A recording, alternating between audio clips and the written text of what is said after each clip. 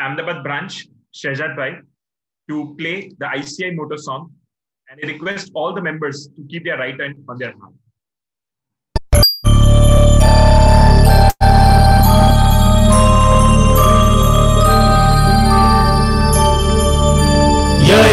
सुप्तेषु जागृति येष सुप्तेषु जागृति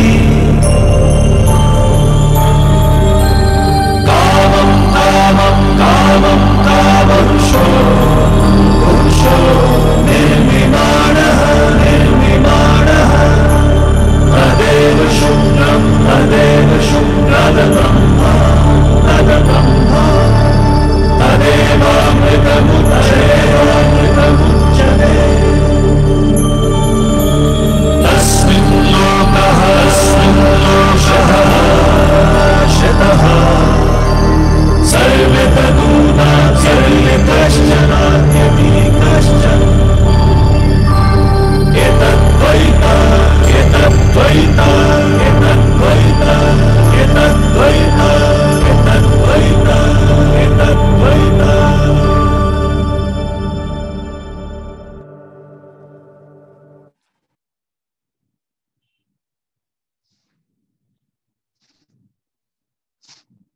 Yes. Very respected, learned speaker and faculty member for today's evening, Dr. Sangeeta Johri ma'am from Rabindranath Tagore University, Bhopal. C. Anjali Choksi, present here the chairperson of Vikasa and a managing committee member of branch. Bishan Shah in absentia and CA Kaival Shah, the coordinator for the session. I welcome you all to this particular evening. And yes, I would also take the note of the presence of Dr. CA Marjun Joki sir, who has played a very pivotal role in conceptualizing the particular series. And yes, you can say was a faculty yesterday and got a very overwhelming response from the listeners too. After his session, many WhatsApps also came. Friends, before we move towards today's session, I would just remind you of the tomorrow morning, a very important session on, I also yesterday briefed out all the activities of this particular week, focus on members, students, and women. But from that, tomorrow morning, a very important session is there that if any of our client or if we want to structure a business entity in USA, which type of business structures are available and also what taxation structure is there. So on that, CA Rinkesh Shah is going to address. So if you're willing to join that, please do join the same. Now, friends, today's session is on research proposal. And in my mind, when I started my PhD, how crucial research proposal was, then you can say that it's like an outline of the whole research which is going to happen. Because it's one of the very crucial phase, because that's where we are going to start our research proceedings, or you can say process. And this phase needs to be selected so properly, to be curated so properly, because we need to decide the field, we need to decide the research question, we need to decide the scope. In all that, how we are going to do that. And on another hand, this is very crucial from a perspective of a researcher. And also it's very crucial from the perspective of the guide, the research guide, because when we are going to first meet, it is the research proposal which we are going to present. And our first impression is obviously going to have an everlasting impact in the mind of the guide. And that will be one of the barometer that guide will choose their research discipline. So that's how, friends, this is very important phase. We are lucky enough that we are having today with us Dr. Sangeeta ma'am, because I can say that what, yes, officially Keval will introduce, but more you can get when you Google it out or you YouTube her profile, right? You will get n number of videos with respect to, she's having an endeavor of guiding and supporting with videos also to all the new researchers like us we are present today. So on behalf of Ahmedabad branch, ma'am, I welcome you. Thank you for accepting our invitation and for guiding us. And now before Keval introduces us, our Ahmedabad branch is very privileged. Then in our managing committee of 8 members, right, there is one lady, and that lady is also a doctorate, right? So she is so privileged. So before we start our session, I would request Dr. C.A. Anjali Choksi to just share her views that what she feels after getting PhD and how PhD helps in, you can say, a day-to-day routine practice also. So over to Anjali Choksi. Good evening. Am I audible? Yes. Audible. Okay. Chairman of Ahmedabad branch, CF Anil Shah. Expert faculty for today, Dr. Sangeeta ji, Kaival Shah, and many aspiring my dear friends whom I know personally that they are very eager to write a research paper. And our own chairman is also undergoing PhD. So to be PhD. And I congratulate, first of all, chairman and yesterday's speaker, Dr. C.A. Marzun Joki, for this beautiful series, very well drafted. And we are thankful to both of them that they have taken this initiative of having the research culture amongst chartered accountants. The session yesterday started with wonderful presentation by Joki sir about the role of research in our profession. I would say that we are very good at reading and interpretation, but when it is putting things on paper, we just lack the skill of writing. So the series, I'm sure that this series will definitely will inculcate that much confidence that we'll start writing from a column to an article and ultimately a research paper.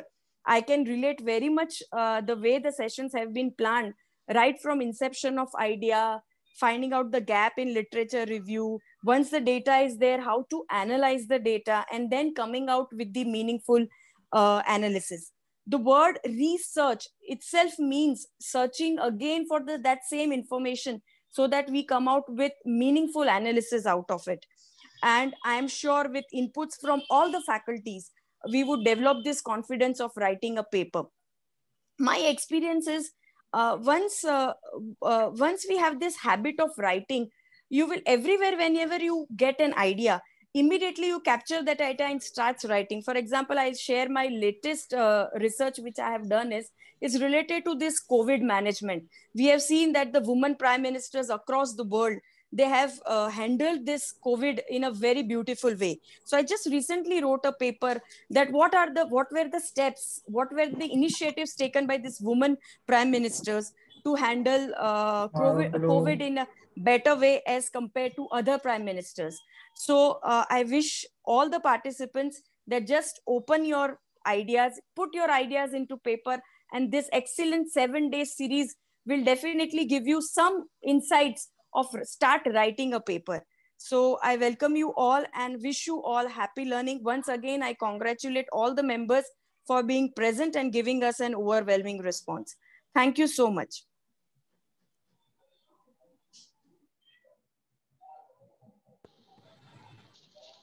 Good evening, everyone. Yes, sorry, Keval. I request you to introduce the expert faculty for today, Dr. Sangeeta ji. Yes, thank you so much, ma'am, for giving me the opportunity to introduce the esteemed faculty for today's session. Dr. Sangeeta Johri, she is a head of department for management, IQAD coordinator, chairperson, cultural committee at Rabindranath Tagore University at Bhopal division. Ma'am is having experience of 17 years in teaching and research. She is a certified trainer at CRISP Bhopal. She is a certified career counselor at International School of Counseling and Holistic Studies, Bangalore. Ma'am has done her PhD in economics from BU Bhopal and had got certificate in training of trainer course offered by online NPTEL Swayam portal. Ma'am has received Utkrisht Shikshak Samman from Madhya Pradesh Private University Regulatory Commission, Bhopal. Ma'am has also received Best Teacher Award by AISCT Limited of Bhopal. Ma'am has also received Trainer Award by ISTD Bhopal chapter. She has published 35 publications and 2 books as a co-author on the subjects of basics of neuromarketing and financial management. And as the sir has rightly told, if you Google it on the Amazon, the books are also available for all the viewers. So with this, now I would like to request Dr. C.A. Sangeeta Johri ma'am to please take over the session. Thank you, Keval sir. I think there is one person, Nirav, who's writing there is no voice. So is there any problem, sir? Technical glitch from his side? Might be. Yeah, technical person from branch also, he will address it. So not. Fine. Yeah. Okay. So first of all, thank you, Fenil Shah sir, CA Fenil Shah sir, Chairman, Ahmedabad branch, and CA Vishen Shah sir, and yes, Jhoki sir, who has actually given me this wonderful opportunity to be with you all. आप सबके साथ मुझे रहने का, बात करने का मौका मिला, क्योंकि फंडामेंटल बात ये है कि रिसर्च कल्चर डेवलप करना, जैसा कि अभी आपने मुझसे पहले जिनसे शेयर करने को कहा experience, if I am not wrong Anjali ma'am थे वो, तो उन्होंने जो बात कही, एक research culture banana, it's very important, and this 7 days series definitely will help the emerging researchers, aspirant researchers to be well acquainted with the research terms. Really, I think that जो generation अब है वो बहुत fortunate है, because when we were doing our PhD, really we were roaming around here and there, not getting any kind of assistance like this which we are giving now. And also like when we go to our guide, थोड़ा सा experiential learning करूंगी फैनिल sir, फिर हम लोग topic पे आएंगे, तो थोड़ा सा they will be also feeling happy जो भी हमारे साथ emerging researchers जुड़े हुए हैं, कुछ सीनियर हैं, उनको याद आ जाएगी अपनी पुरानी बातें. डॉक्टर सीए बहुत अच्छा लगता है, मैं सीए तो नहीं हूँ लेकिन डॉक्टर जरूर हूँ. और मुझे सच में याद आता है कि जब हमने शुरुआत की थी, तो like we were very raw in a way कि जैसा कि मैम ने कहा कि रिसर्च पेपर होता क्या है और रिसर्च पेपर कैसे लिखा जाता है, कैसे शुरू करते हैं, पता भी नहीं था, एंड फ्रेंकली स्पीकिंग कोई बताने वाला भी नहीं था. Because when you go to guide, and even in recent times, just understand the word meaning of guide. Guide means to guide. Okay, they are not gonna to hold your hand from the beginning. They assume it, that they hypothesize it, they assume it that you are a PG student, you know a lot of things, maybe sometimes more than them. और आजकल तो जो culture है, क्योंकि मैं पिछले 11 साल से सर PhD कोऑर्डिनेटर भी हूँ, मैं रविंद्रनाथ टैगोर यूनिवर्सिटी में PhD कोऑर्डिनेटर के रूप में भी काम करती हूँ, एक एडिशनल इंचार्ज है मेरे पास, and I am also taking research methodology classes also for all the students of different streams. So one common thing which I find always is that students from the very beginning when they entered into PhD program, because I have read your workshop brochure and I found that this particular workshop is mainly dedicated to PhD program. So I found that lot of students have a lot of ideas in beginning. Maybe some students are there who already published 1 or 2 papers also, research paper also, but there are certain students, and majority of the students who are very new to all the terms and terminologies, and by the time they start learning it, then they start applying it, and then they start moving around, तो कई बारी उनको बहुत दिक्कतें आती हैं, बहुत problems में आते हैं. तो इसीलिए इसी चीज को ध्यान में रखते हुए मैंने फैनिल सर से कहा था कि मैंने अपना एक चैनल भी शुरू किया अभी रिसेंटली लॉकडाउन में. I found that when I took online classes actually research this course work, so I found that everyone was asking my recording sessions कि मैडम सेशन दे दीजिए, क्योंकि क्लास में एक लिमिटेशन है, एक लिमिट तक चीज समझ आती है, उसके बाद सैचुरेट हो जाता है 40-45 minutes on an average. And I always ask my respondents कि कितना देर आप मुझे सुन सकते हैं. Listening is really a very critical exercise, I must say, for all, no offense. So definitely जब बाद में आपको कभी लगे, मेरे वीडियोस में आप जब देखेंगे तो ये आप समझेंगे, मैं हमेशा कहती हूँ कि एक तो पेपर पेन लीजिए, और दूसरा ये कि आप जब सुनना चाहते हैं तो सुनिए, और एल्स पॉज करिए, और फिर जब आपको फिर से लगे तो आप फिर से सुनिए.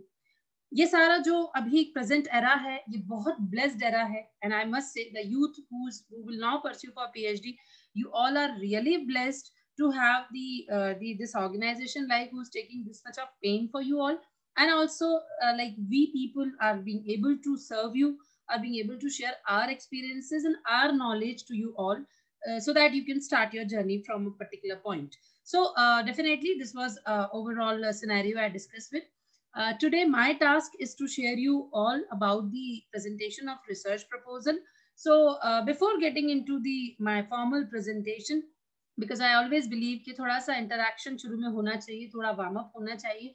कल आपने रिसर्च के बारे में पढ़ा, सर ने आपसे बोला कि रिसर्च की इंपॉर्टेंस क्या है CS के लिए. Definitely ma'am has rightly said कि आप you people are all times in numbers and calculations, and you are gem of life in that. You know what to do.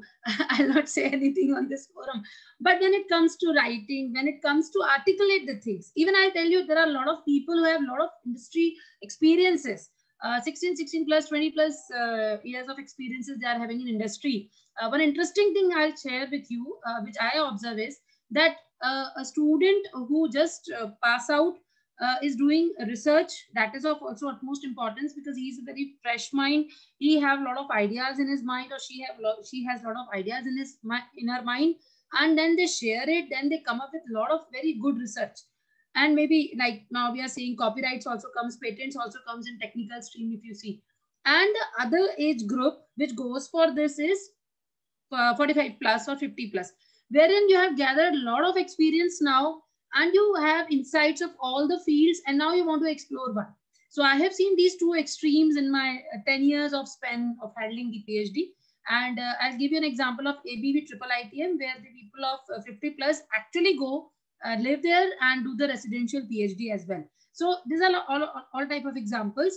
So when you go for the research, you definitely have one thing in your mind that कुछ तो हमें करना है. अब CA का actually ये होता है कि हमें PhD करके क्या करना है. Why we'll go for this kind of course? So yeah, doctor की क्या जरूरत है? Because you already have one epitome degree with you. But believe me, take it in that way that this will help you to expand your base. This will actually help you to critically analyze the things which otherwise you may leave as such. And if at all in future you have in your mind to be into the academic line, this is the first, you can say, eligibility criteria for a senior. And now presently you have seen UGC have made it a mandate now by 2021. So definitely this degree of this kind of doctoral programs helps you to enhance your research base, to help you to get into the new things, what you desire to, and definitely it opens your mind's horizon. So it's up to you. Baki to research is something like which is very interesting. If you get into it, you really feel that you have fallen in love with it, and you never feel like bored when you get into real research. This I personally experienced when I did my PhD. So now with this, I'll just ask a simple question from you all that what do you mean according to your, you can say, thought process? What you think is the research is all about, and what you think the meaning of proposal in your mind? What is the first understanding which comes in your mind when you listen these two words? One is research and other is proposal. I will be happy if you can share your remarks or your answers on chat box, or either you can unmute and answer.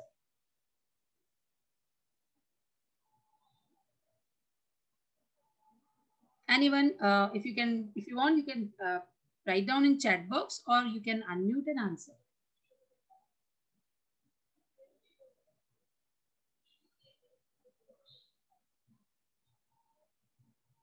Whatever comes in your mind, don't get hesitate and just share.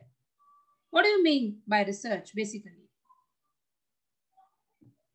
Because you had a wonderful session yesterday, I got to know from Fenil Shah sir. So I just want to know from your side. Anyone?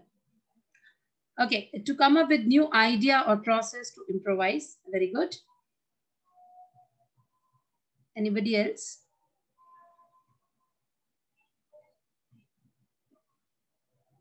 Okay, research, fine. It's an in-depth study of a particular subject. Yes, well said.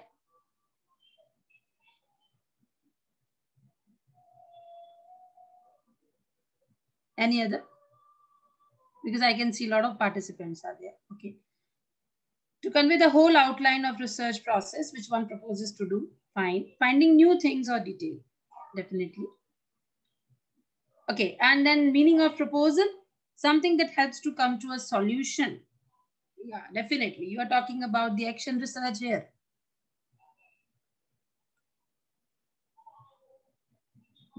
Anybody else? See, research का एक मतलब बोलना भी होता है. जब तक आप अपनी बात को रखेंगे नहीं, all the data is available on same data based on objective search is done. Okay. Great. Proposal is an outline of a subject just to be researched. Fine.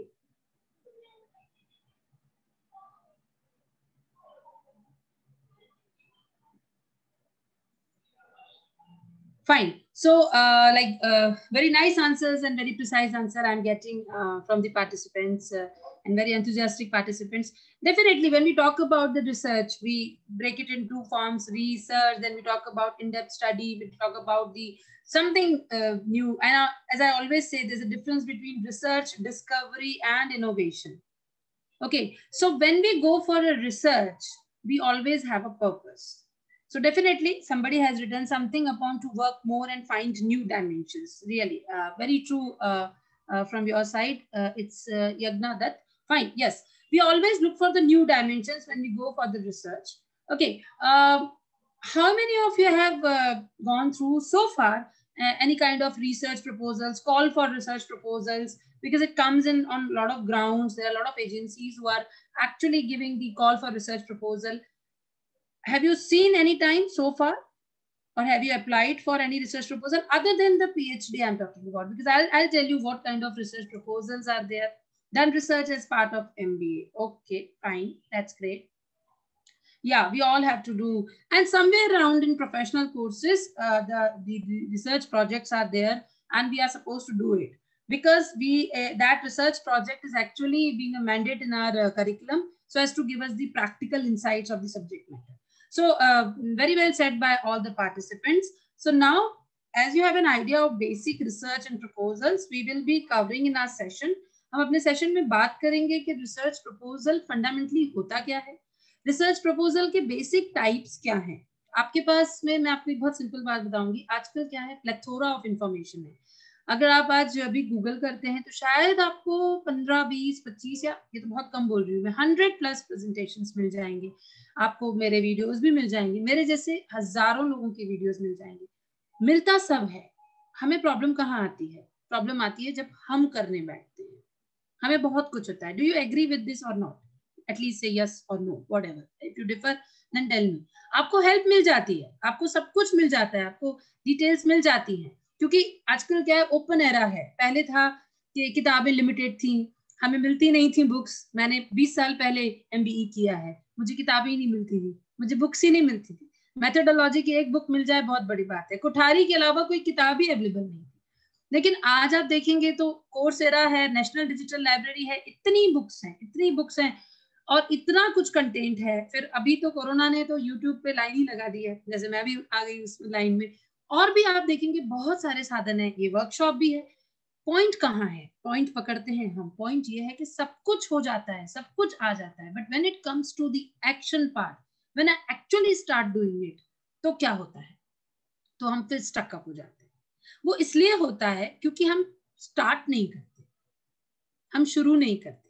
अगर आप PhD कोर्स में जाते हैं तो डेफिनेटली आपको proposal बनाना है, लेकिन फिर भी आपको समझ नहीं आता, फिर भी आप कंफ्यूज हो जाते हैं. तो ऐसा क्यों होता है? ऐसा इसलिए होता है, मैं आपको 3 लेटर्स हमेशा मैं अपने सेशन में सबको देती हूँ. अगर आप चाहें, आपको दिल से लगे तो आप लिख लीजिएगा. ऐसा इसलिए होता है क्योंकि हम बहुत ज्यादा रीड नहीं करते, हम पढ़ते कम हैं, और हम डायरेक्ट रीडिंग करते हैं. डायरेक्ट रीडिंग मतलब if it is related to my subject तो मुझे उसी से पढ़ना है, क्योंकि ये हमारे एजुकेशन सिस्टम में इम्बाइब है. तो आज एक छोटी सी बात आपको बताऊंगी. प्रपोजल, प्रेजेंटेशन सब आपके पास रहेगा, लेकिन आज अभी इस सेशन की बात से कोशिश करिए जितना आप रीड करते हैं उससे ज्यादा रीड करिए. रीड करने का मतलब है कि आप चीजों को जितना पढ़ेंगे, पढ़ना डिपेंड करता है. डेफिनेटली मेरे जो गाइड थे वो कहते थे कि मैं कुरान भी पढ़ता हूँ, मैं बाइबल भी पढ़ता हूँ, मैं गीता भी पढ़ता हूँ, मैं सब पढ़ता हूँ. जबकि वो इकोनॉमिक्स में थे और PhD उनकी ज्योग्राफी में थी. पर वो क्या करते थे, वो बहुत चीजें जब पढ़ते थे तो वो बहुत कुछ कोरिलेट और इंटर रिलेट कर पाते थे. ये सेम प्रैक्टिस मैंने भी शुरू की अपने गाइड के मार्गदर्शन में आने के बाद, और मुझे भी समझ आया कि अगर मैंने अपनी PhD स्टॉक मार्केट में की है तो वो सिर्फ स्टॉक मार्केट इकोनॉमी से रिलेटेड नहीं है, वो बहुत सारे फैसेट से रिलेटेड है. वो एक इंडिविजुअल बिहेवियर से भी रिलेटेड हो गया, वो बहुत सारी चीजों से रिलेटेड हो गया, वो हमारी लाइफ से भी रिलेट कर गया. तो जहां आपको साइकोलॉजी से रिलेट कर गया, जबकि आप कहेंगे कि स्टॉक मार्केट का साइकोलॉजी से, अगर आप अभी रिसर्च देखेंगे तो आपको बहुत सारी साइकोलॉजिकल स्टडीज स्टॉक मार्केट पे नजर आ जाएंगी. तो इस तरीके से जो इंटर डिसिप्लिनरी या जो इंटर रिलेशनशिप की हम बात कर रहे हैं, multi disciplinary, inter disciplinary research की बहुत बात होती है. वहां पर जाने के लिए आपको पहले अपने होराइजन्स खोलने पड़ेंगे. ये बहुत बड़ा ब्लॉकेज मैं आज भी स्कॉलर्स में देखती हूँ कि मेरी फील्ड, बिल्कुल करिए, मैं मना नहीं कर रही आपसे, हाल ही में हमने एक सेशन अटेंड किया था जिसमें ये बात की गई थी कि आप अपने दायरे से थोड़ा बाहर आइए। अगर मैं इकोनॉमिक्स में पीएचडी कर रही हूँ तो मुझे ऐसा नहीं है कि सोशल साइंस को नहीं पकड़, सोशल साइंस का ही पार्ट है इकोनॉमिक्स, या ऐसा नहीं है कि मैं किसी और स्ट्रीम को उसमें नहीं ला सकती, या मैं मैनेजमेंट को टच नहीं कर सकती। तो थोड़ा सा आपको अपना होराइजन जब बढ़ाना है तो उसके लिए आपको अपनी रीडिंग हैबिट को स्ट्रॉन्ग करना है। जब हम रीड करना शुरू करते हैं तो वो छोटा दिमाग है, ह्यूमन माइंड है, हम वो ही याद रखते हैं जो याद रखना चाहते हैं। थोड़ा सा लाइटर नोट पे यहाँ पर एक बात जरूर कहूंगी, when I get into my class and when I take the class of UG PG students and I ask okay कल क्या पढ़ा था, they very easily forget it. Why? क्योंकि वो अपने माइंड में इसको स्टोर नहीं करते। And when I ask any dialogue of any movie of any favorite of their favorite hero or heroine, वो यूं फटाक से आंसर दे देते हैं। Why? Because they allow that to be to keep it in their mind. Then I ask them कि ये तो तुम्हारे दिमाग में था, किसी ने तुमको बोला नहीं याद करने को, बट तुम्हें था, और जब मैंने पूछा तो वो तुमने छोड़ दिया। रीजन बीइंग उसका बेनिफिट नहीं समझ आ रहा है। तो जब हम रीडिंग करते हैं तो वो एक्यूमुलेट नहीं हो पाता। तो मैम ने बहुत अच्छे से कहा कि जब आप रीड करें और उससे रिलेटेड आपको कुछ भी फील होने लगे, फॉरगेट अबाउट दिस कि मुझे किसी कॉन्फ्रेंस पे पेपर प्रेजेंट करना है, कहीं रिसर्च प्रपोजल लिख के भेजना है, या अगर कहीं कॉल फॉर रिसर्च प्रपोजल आया है तो उसका मुझे प्रपोजल बनाना है। एक प्रैक्टिस, क्योंकि अभी आप यंग हैं, अभी आप शुरू कर रहे हैं, इसलिए मैंने यहाँ से शुरू किया है। आप थोड़ा थोड़ा लिखना शुरू करिए। सडनली आप सोचेंगे कि मैं एक दिन में 6 पेज का पेपर लिख दूं, सॉरी नहीं हो सकता, पॉसिबल ही नहीं। वो आप जब आप पैराग्राफिंग्स में लिखेंगे, जब आप थोड़ा थोड़ा इंफॉर्मेशन लिखेंगे, आप किसी चीज का टाइटल बनाएंगे, थॉट बनाएंगे, तब आपको समझ आएगा कि अब मुझे इस पे लिखना शुरू करना। इवन सिनॉप्सिस राइटिंग, जो कि रिसर्च प्रपोजल पीएचडी में बेसिक माना जाता है, वहां पर भी ये प्रॉब्लम आती है कि हम सोचते हैं हम 2 दिन में सिनॉप्सिस लिख देंगे, जबकि यूजीसी आपको 6 महीने का टाइम देता है, या रेदर हम ये कहें 10 महीने का टाइम देता है। 10 महीने का टाइम यूं ही नहीं देता है, आपको उसके लिए एक बहुत स्ट्रॉन्ग बेस बनाना पड़ता है। Well draft synopsis is half work done. ये मैंने एक रिसेंटली एक रिसर्च पेपर लिखा है, उसमें मैंने ये लाइन लिखी, और उसको लिखने के लिए मुझे मेरी सिनॉप्सिस लिखने के लिए लगभग 10 महीने लगे थे, और टाइटल बनाने में 4 महीने लगे थे। नहीं बन पा रहा था टाइटल, क्योंकि टाइटल कुछ और कहानी कुछ और ऊपर का जो है वो जो है फ्रेम कुछ और, तो वो मैच नहीं करता। तो इसके लिए कोशिश करिए, आप रीड करिए, रीड करना शुरू करिए। That's what I say first letter, that is R. Once you start reading whatever, don't forget it कि कोई भी चीज हम शुरू, कोई भी बच्चा पहले ही दिन जो है वो भागने नहीं लगता।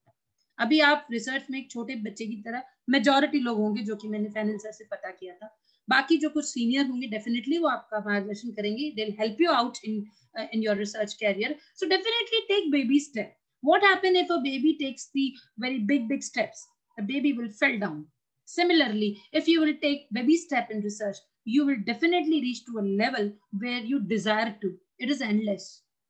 It is endless. Sky is the limit in research. Remember, you have to define how much level I have to go. And as I always say, no research is right and wrong. This is my experience, which I share with all, as in having an academic experience. Research is meaningful or vague. If somebody say your research is wrong, sorry to say, I differ it. I say research is meaningful or it is vague. If I'm doing research which has no meaning to the society, which is having no applications, which will be not useful at any place, okay, it's an academic research, but it should be applicable and it should be useful for any of the reasons, then it is useful. And remember, these small research which being done at the various areas actually gives the recommendations. Whatever outcomes is coming, take a very recent example. I'll share my presentation, but before that, I think this mode will be is good enough for the students to understand. Take the recent example of national education new education policy, which is being revised after 40 years. Do you think that it is an outcome of a day or so? No, not at all. Somebody must be doing research on it on a very lengthy and concrete basis. And if you see our education system, it has been revised, refined a lot of times. Recently, if the UGC has come up with this doctoral program mandate, do you think it is just a person wake up in the morning and give this direction that aisa karna hai? Possible hai? Nahi. If you see the GST implication even in Like you people are CA, so I'll be taking the example of your area. Do you think it is just a one day thought? No. Everywhere the research is there. Everywhere the research is there, detailed research is there. So definitely, dear friends, please understand that it is not a one-day exercise. It is not a one-month exercise. That's why it is written in the books that it is a continuous process. But you have to limit it because you have to present it before masses and you have to complete your things also. So as I said, start reading, start writing. While you read and while you write, definitely you may face a lot of things, problems. No confusion no study वाला funda है. अगर बच्चा आज आप मुझे last में कह देंगे कि सब समझ आया, सॉरी मुझे ऐसा लगेगा आपको कुछ समझ नहीं आया. या ऐसा भी हो सकता है कि आप पहली बार मुझे सुन रहे हैं तो शायद आपको बाद में कुछ क्वेरी हो. तो मैं अपने हर सेशन में अपना नंबर देकर जाती हूँ कि आप मुझसे सेशन के बाद पूछिए. I take session at NIFT Bhopal also. तो मैं बोलती हूँ आज आप सुनिए, समझिए, हो सकता है आपको बाद में क्वेरी आ जाए, अभी नहीं आएगी क्योंकि अभी आप मुझे सुन रहे हैं तो पैरेलली क्वेश्चंस माइंड में फ्रेम नहीं हो पाएंगे. मे बी कुछ ऐसा टेक्निकल मैं आपको नहीं बता रही, बहुत जनरल बात हम कर रहे हैं, तो शायद आपको अभी कुछ ना लगे, but later on stage you may find कि यार this is not clicking to me. And maybe at the time of writing the research proposal you may feel like that, okay, I want to talk to Dr. Sangeeta because she has given us the presentation on research proposal. And believe me, if that time also, maybe after 3-4 months of today, this is not a fake promise I'm giving. If you will give me the WhatsApp or if you will give me the mail, I'll try my best to support you and to answer. And this is what I keep on doing with my participants wherever I'm giving my session. So with this, now we will be formally starting with the research proposal writing. What all points we consider while writing. I'll be explaining you in a nutshell, because whatever points I'll be taking in my research proposal writing, that all will be taken care by the subsequent members, experts in a detailed manner. So I'll be just touching upon it. And if you have any query, I'll be trying to wind up my session by 8:15 so that you can raise the query at the last 15 minutes. In between, if you feel like that you're not getting anything here, or if you feel like to put your question in between in the chat box, please do that. Please do that. एक problem और है हमारे education system की, हम कभी भी कोई workshop करते हैं या हम लोग क्लासेस करते हैं, हम यूजुअली एंड में क्वेरी की बात करते हैं. तो डेफिनेटली जब तक एंड आता है तब तक तो वो रिदम खत्म होने लगती है और क्वेरी क्वेरी ही रह जाती है. सवाल को सवाल मत रहने दीजिए, सवाल का जवाब ले लीजिए, क्योंकि जब सवालों के जवाब सॉल्व होते हैं तो रिसर्च अच्छी लगने लगती है या कोई भी काम अच्छा लगने लगता है. लेकिन अगर सवाल सॉल्व नहीं होते तो हमें वही चीज बहुत बोरिंग लगने लगती है और हम उसको छोड़ देते हैं. ऐसा जनरली होता है. अगर आप सब मानते हैं तो फिर से यस लिख लीजिए, तो मुझे लगेगा कि आप मुझे सुन रहे हैं और आप मुझे मेरी बात को एंजॉय भी कर रहे हैं. तो इसीलिए मैं चाहूंगी कि थोड़ा थोड़ा आप लोग बीच बीच में यस नो डालते रहें तो अपना इंटरेक्शन बना रहेगा. Okay fine. सो डेफिनेटली इसीलिए मैं यूजुअली व्हाट्सएप पे बहुत एक्टिव होके सबको आंसर देने की कोशिश करती हूँ, क्योंकि जो प्रॉब्लम्स हमने फेस की वो कहीं भी किसी भी हद तक आप लोग फेस ना करें, यही हमारा जो है वो एक थॉट है और जिसके लिए हम लोग इस वर्कशॉप के माध्यम से आगे बढ़ते हैं. So now I'll be sharing my screen with you all, and you just let me know that is it visible to you all or not. So fine, is it visible? Fenil sir, is it visible?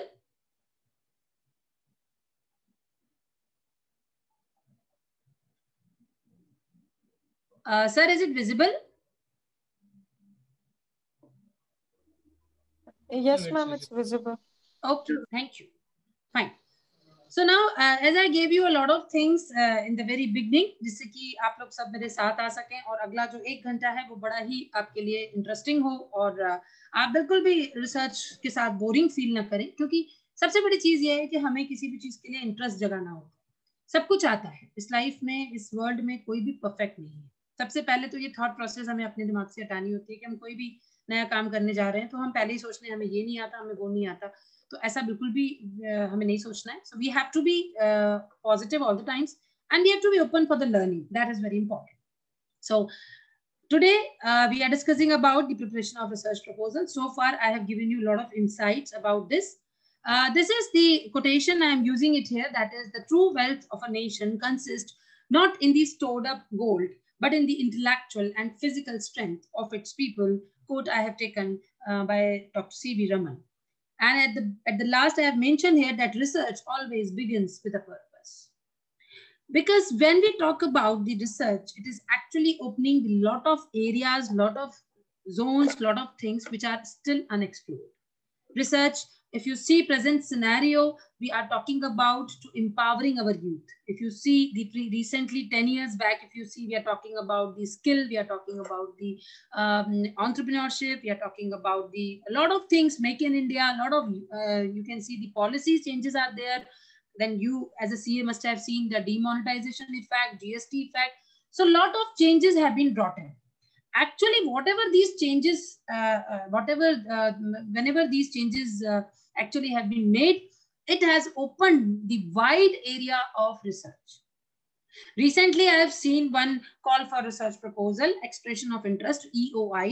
You must have heard this word also. Yesterday, it came to me on WhatsApp because I am on a lot of academic groups, wherein the project or the proposal is being asked to conduct the study on to find out the impact of the impact assessment of various awareness programs created by RBI. Or even you take the example of Swachhata Abhiyan, or you take an example of maybe the demonetization. A lot of people have done research on it. So whenever you see that there is something new comes up, it calls for research. And recently, one of the member shared in the beginning that she started working on COVID management. तो कुछ भी जब नया आएगा, online education की आप बात करें, कुछ भी जब नया आएगा तो वो रिसर्च की बात करेगा.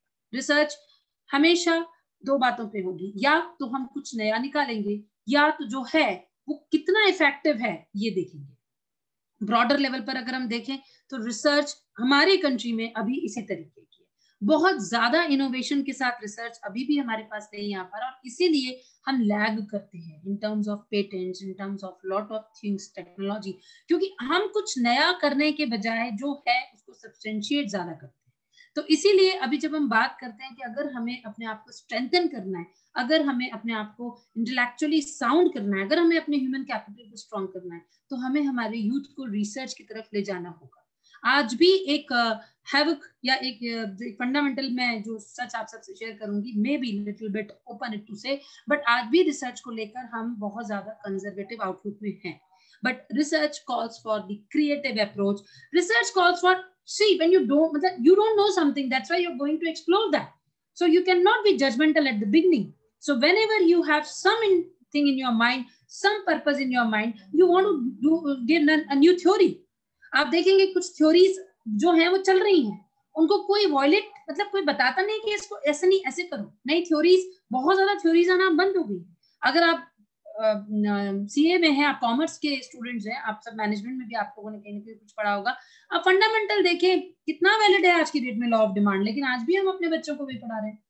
तो कहीं ना कहीं हमको इस कंफर्ट जोन से बाहर आना है, कहीं ना कहीं पर्पस लेकर रिसर्च को आगे बढ़ाना है. And that's why I have mentioned this line that research. Anything, sir? Shall I continue? Hello. Can I continue, sir? Yes, ma'am. Please continue. Okay. So that's why I mentioned this line here that research always begins with a purpose. तो जब भी आपके पास, आज अगर आप इस workshop को attend करते हैं, मैं बिल्कुल आपसे कह रही हूँ आज ये सेकंड डे है, कोशिश करिए कि आज जब आप इस सेशन के बाद बैठें तो सोचें कि आपका इंटरेस्ट एरिया क्या है, सोचें कि आप किस तरीके के प्रोजेक्ट्स पर काम कर सकते हैं. You have to explore yourself. See, a lot of things are in surroundings, but you have to curtail yourself. You have to zero down yourself that this is my area. Not I'm saying that you have to be, you can say conservative in your research outlook. No, but as I told you that research is always like a funnel. Right now, you all must be sitting on the top. And if you will be sitting on the top only, then you won't be able to draw any inference out of anything. That's why the proposals which are being invited, they also have a you can say base, a background, as I gave you an example of this kind of proposal, like wherein the expression of interest has been called up. There are a lot of agencies like ICSSR is there and other agencies are there. UGC even also invites for the project proposal. Small projects are being called for so that the students, the teachers, the scholars should get interest into it, come forward and do the research and give the findings to the society, which should have some practical utility. So that is why you always have to have a purpose in your mind. And with this line, keep this line in your mind, register this line in your mind, and understand, other than getting the degree or other than getting any academic enhancement, why you are going for this research.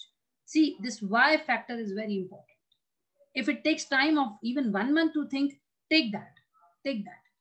I'll give you an example here of a scholar. I'll not name it because that is not ethical, but I'll give you an example of a scholar who she was actually a lady who gave this thought of reducing the time period of the primary student, and to make it more flexible in terms of classes and everything.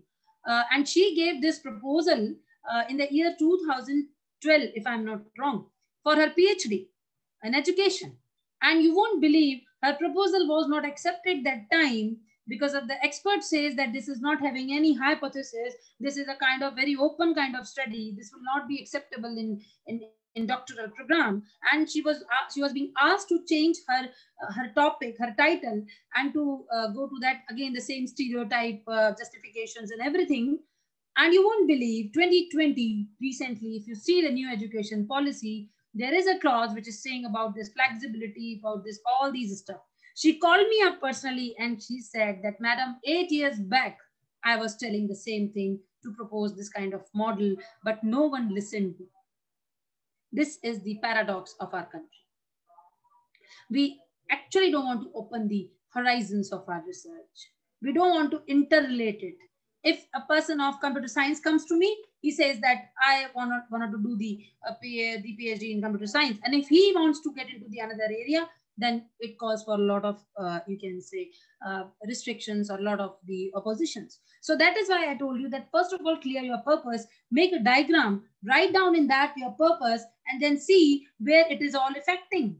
Then you can zero it down initially to complete your doctoral program if you are pursuing for that. And if not, then you can look forward for that kind of proposals on the internet and on the sites available on the UGC and on the other official websites, and then you start applying for that. Maybe right now you're not eligible, so you can have a collaborative approach and you can start working on it. Taking these small projects will definitely help you to get into the research, to get into the insights of the research, and never afraid of rejection. I was thinking to will say at the last, but I'm saying in the beginning, never afraid of rejection.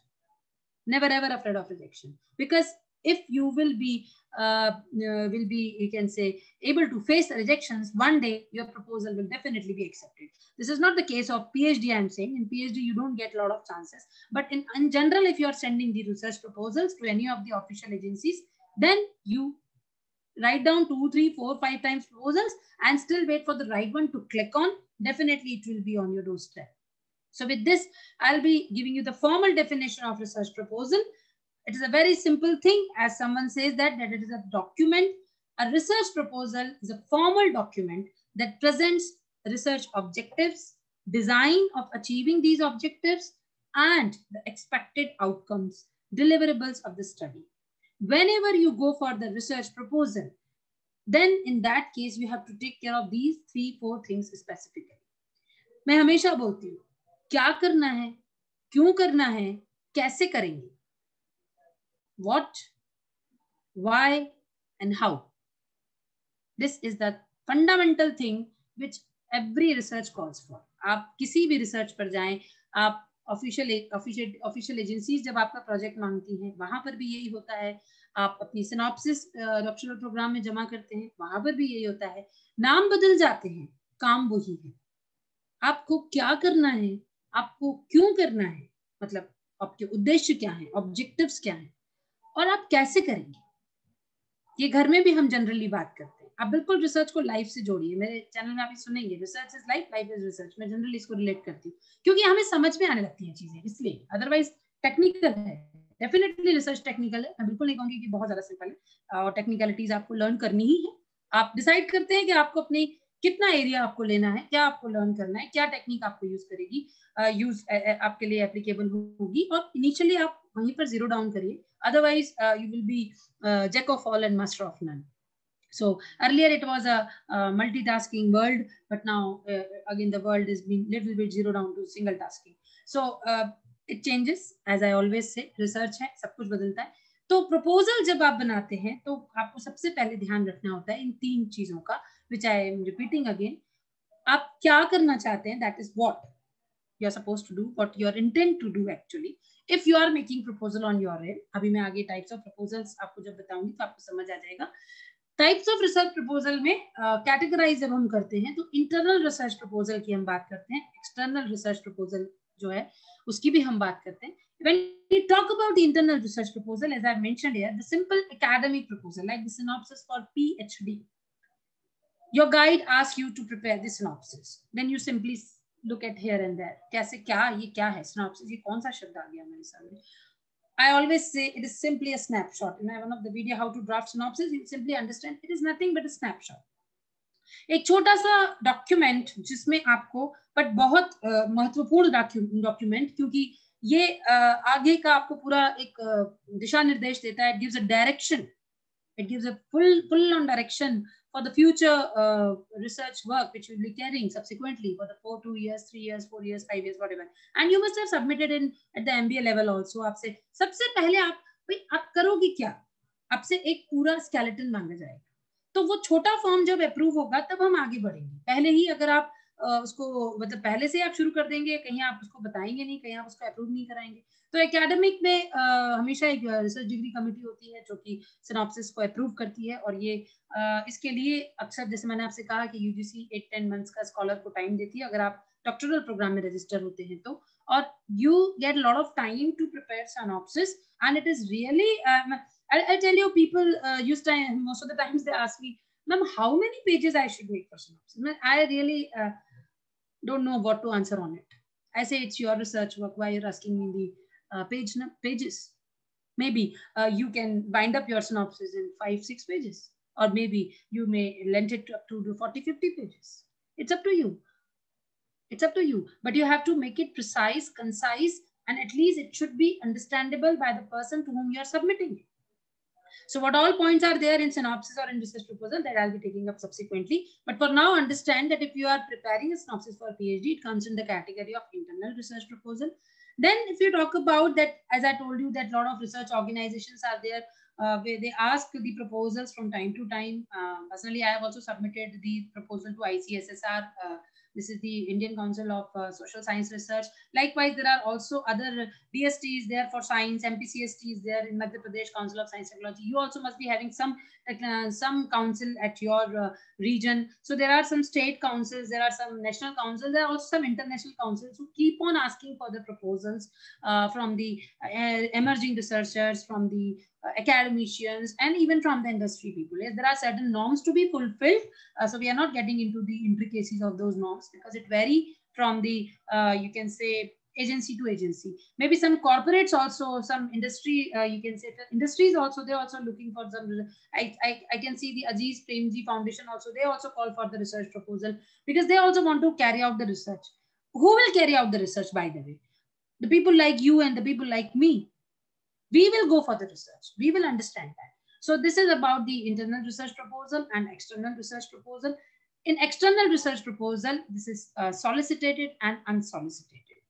So if you will understand the meaning of solicited and unsolicited, so I will be simply explaining you this, that in the solicited proposals, they are the proposals which we actually submit in response to the issuance of a request for proposal. There are certain, like if I'll give you an example of Atal Incubation Center, we have submitted RFP into that.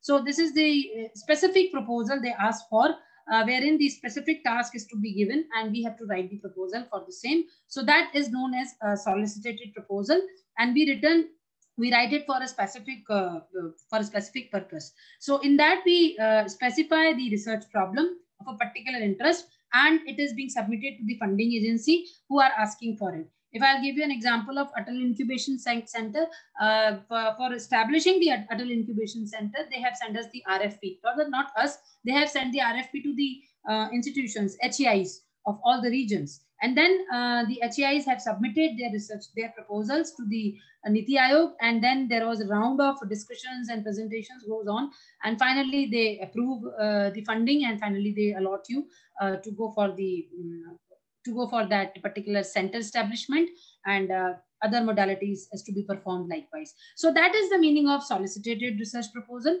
Unsolicited, wherein that general calls are there, like as I told you, this impact, the recently, as I gave you an example of RBI one. So this is unsolicited, wherein the general call is there for the proposal, and there are certain funding agencies which are calling the proposal for that, and we submit it. Maybe as I told you, some companies are also there who are asking for the research proposal, and we submit it accordingly. Sir, am I clearly audible? Is it okay? Because while doing it, we are unable to see you.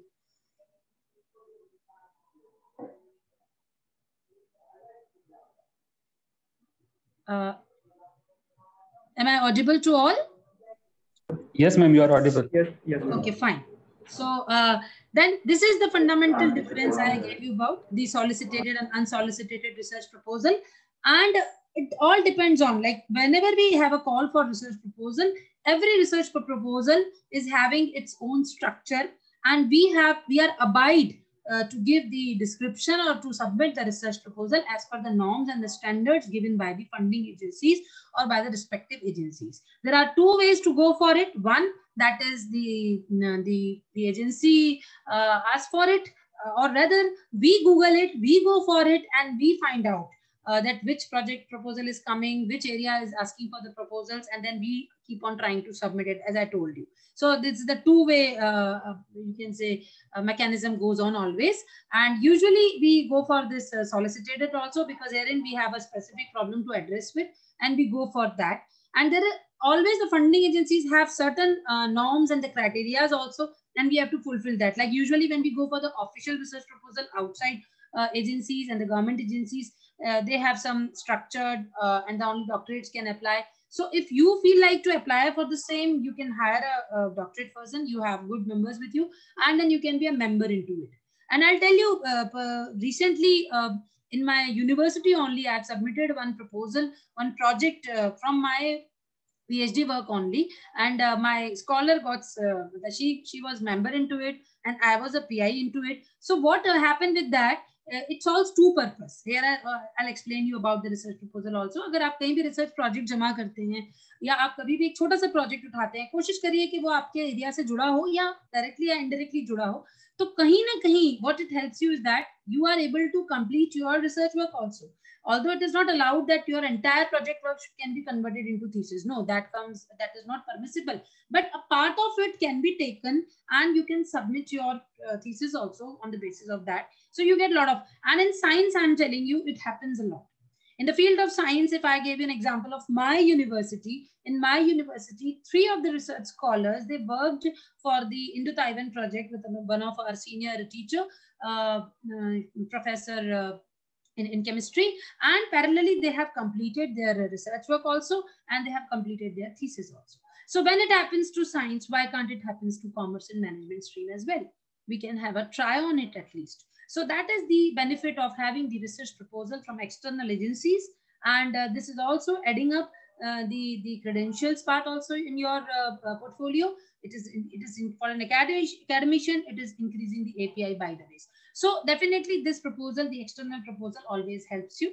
A quick revision of again the internal proposal. If you are aiming to prepare for the synopsis for PhD, I'll share, Panel sir will share the link with you all after my session, wherein you can have a step-wise step, because here I'm just taking the points.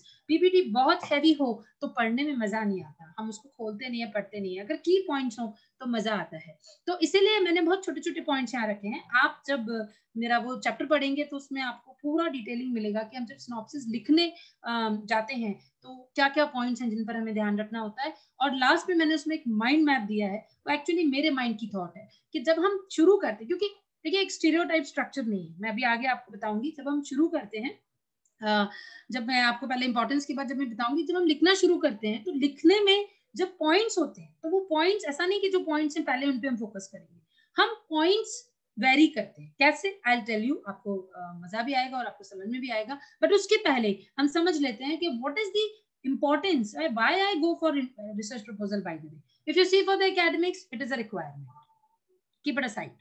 Okay, if you see for this PhD submission, then that is mandate.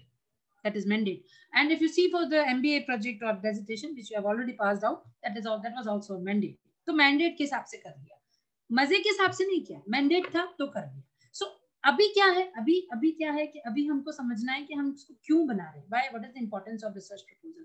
So to present the concepts clearly. If you are writing the research proposal, you are showing, as I think Fanil sir has initially stated, that if you are writing the proposal, if you are presenting the synopsis, that is the first impression, and the first impression we always say is the last impression. So if your synopsis is very clear, very precise, so definitely it gives a lot of clarity to the reader as well. So you have to present your concept. What is in your mind, you have to pen down somewhere. That is the advantage of submitting the research proposal, especially if you talk about the synopsis. Then when you talk about the overview, you want to give the details of your research project, but in nutshell, because you have not initiated it so far. So that way it will help the other person to give the overview what you are intent to. As I said now, what, why, and how. So definitely it will give you an overview of the research project. While writing, just experience it afterwards. Once you will start doing it, and those who have done it, they must have also realized the same. When we start writing, a lot of things comes in your mind. Okay, give a pause here. It happens or not? I'll just ask you, because to have the interaction with you. Do you think when we start writing something and when we start doing something, it happens that a lot of things comes in your mind?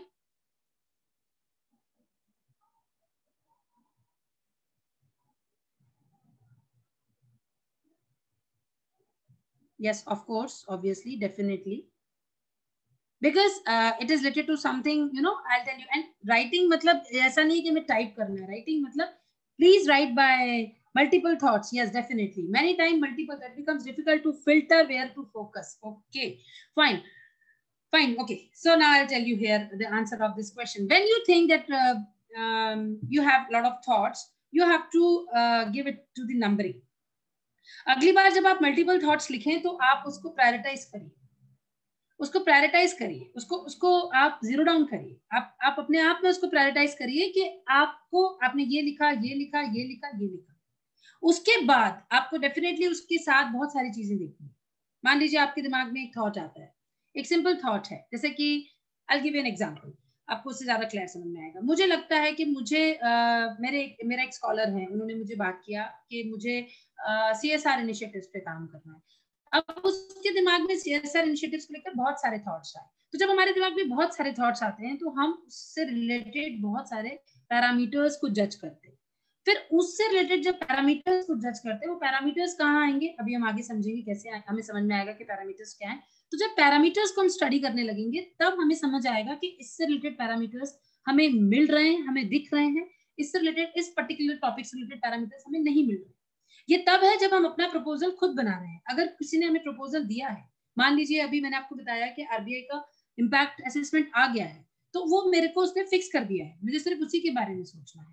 लेकिन अगर मेरे पास open आया है कि आपको tribal area में study करना है, तो मैं सेल्फ हेल्प ग्रुप को भी ले रही हूँ, वो भी ट्राइबल एरिया है. मैं CSR initiative in backward area ले रही हूँ, वो भी एक स्टडी है. तो वो मुझे डिस्कस करना है कि मेरी रीच कहाँ है, up till what level I can reach to the data, up till what level I can do the study related to this particular, and the most important thing, that the degree of the interest you are having with the particular point. So please measure that degree of interest. I hope that Sagar, it will be help you to filter and it will be help you to focus. Because once I'll be doing that analysis on my own, कि मुझे ये topics में से ये सबसे ज्यादा appeal कर रहा है और इसमें डेटा भी काफी हद तक मिल रहा है, क्योंकि बिना डेटा के रिसर्च नहीं होती. आप कुछ भी सोचें, आप सोचें चांद से तारे तोड़ लाएं, तो पॉसिबल नहीं है ना. तो जब आप रिसर्च करने चलते हैं, I'll give you an example here. One of our law scholar, because as I told you, I have an upper edge like observing a lot of theses of multiple disciplines, being a research coordinator. One of our law students has worked on third gender, और उन्होंने third gender पे जब काम किया तो उन्होंने legal laws और इन सब पे काम किया. उनसे ये कहा गया कि आपने इसमें प्राइमरी एलिमेंट नहीं जोड़ा. उनका सिंपल आंसर था कि थर्ड जेंडर के पास जाकर प्राइमरी डेटा को कलेक्ट करना, इज इट इजी, और मे बी आपको लगता है कि कोई उसको सपोर्ट करेगा. हालांकि उसने रास्ता खोला है आगे के लिए कि हम इस तरीके की जब रिसर्च करें तो हम कोशिश करें. People work for the tribal areas and they go for the tribal areas in social sciences, they do that kind of analysis, have a dare, and they definitely go for it. One of my friend has done PhD in retail, wherein she moved around 5 districts on her own to collect the data from the convenience stores and from the local street vendors also. So definitely the data collection is a Herculean task if you're going for the primary data. And even if you're going for the secondary data, that data is not that easily available. So the first and the foremost thing, when you have multiple thoughts in your mind, always access the availability of the data related to the particular point, the dimensions, the relevance of the topic, how much it is relevant to the particular subject area. So that will help you to zero down your thought process, and you will be able to focus and have the novel ideas during writing proposals. So this was all about the importance and the advantages of the research proposal. Now when we will be moving further, हम जब आगे चलते हैं,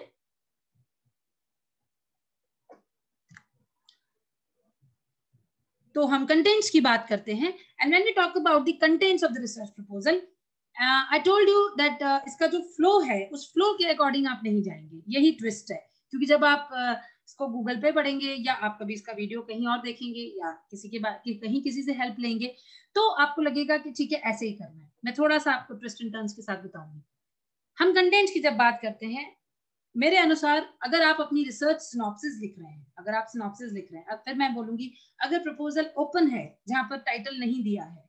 proposal मैंने आपको बताया 2 तरह के हैं, कहीं जहां आपको ऑलरेडी एक टाइटल फ्रेम करके दे दिया गया है और एक प्रपोजल जहां आपको टाइटल फ्रेम करना है. हम केस नंबर 2 लेते हैं जहां आपको टाइटल फ्रेम करना है. Never ever frame title in the beginning. Don't do that.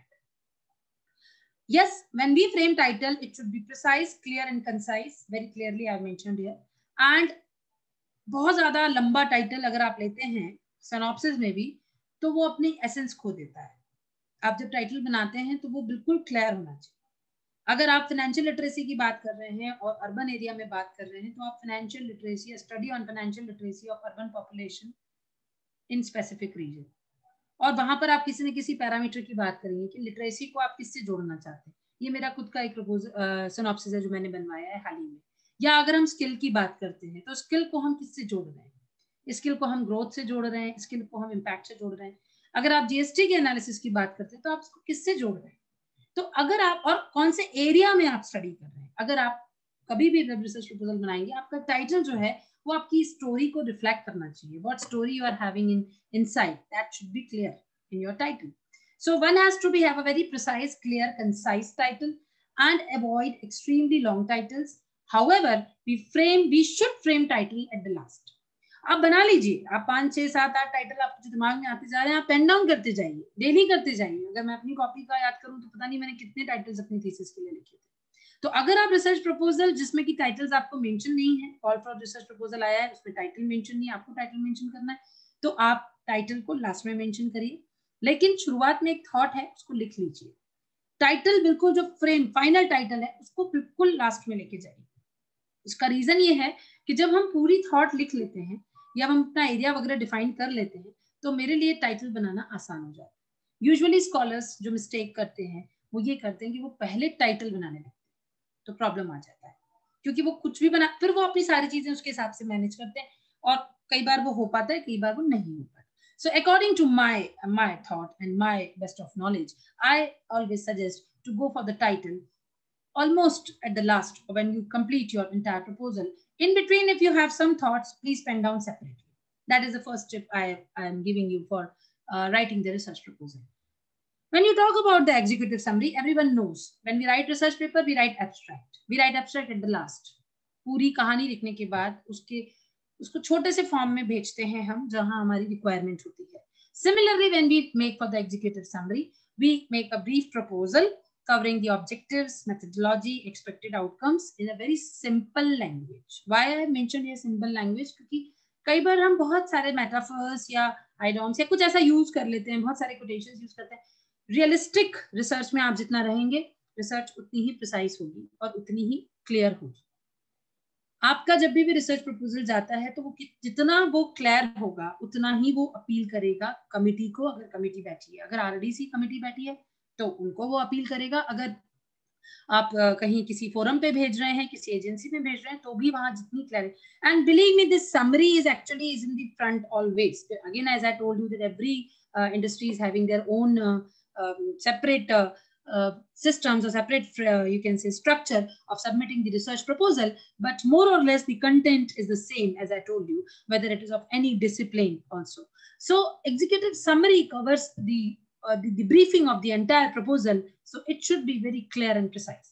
While writing synopsis, we don't give any executive summary. We give the title and then we come to the background. But when we talk about the research proposal submitting to the funding agencies, yes, we go for the summary. क्योंकि उससे इतने हजारों में या कहें कि 100 numbers में some proposals जाते होंगे, तो कमेटी जब बैठती है तो डेफिनेटली summary को देखने के बाद समझती है कि अंदर क्या है और उसके बाद वो डिसाइड करती है. तो डेफिनेटली summary आपकी बहुत प्रिसाइज होनी चाहिए और उसमें बहुत क्लैरिटी होनी चाहिए. ये धीरे धीरे आती है. मैंने ये नहीं कहा कि आज हमने किया और कल में आ गई. जब तो हम लिखते चले जाते हैं तो हमें क्लैरिटी आती जाती है. यहाँ पर जब आप रिसर्च पेपर की भी बात करते हैं, बहुत सारे कॉन्फ्रेंसेज में या एकेडमिक्स में ये बहुत चलन हो गया है. ओके, आप एब्स्ट्रैक्ट भेज दो, पेपर भेज देना. I differ again it here because when I wrote my paper, I always wrote paper first and then abstract. Please follow that. It was there in the beginning, but in between the academic fraternity have really changed the trend and the pattern, and have really brought down the quality of the research in a way, because abstract never comes in first, abstract always comes in last. So always remember this. Now when we talk about the next step, that is the background of the problem, then sometimes we call it as an introduction. See, a problem means the area which you want to touch upon. For an example, I wrote a proposal on self-help groups, empowerment or strengthening of self-help groups in the Raisen district, and all those self-help groups who worked under the National Rural Livelihood Mission. So I have to write down that why am I taking this topic?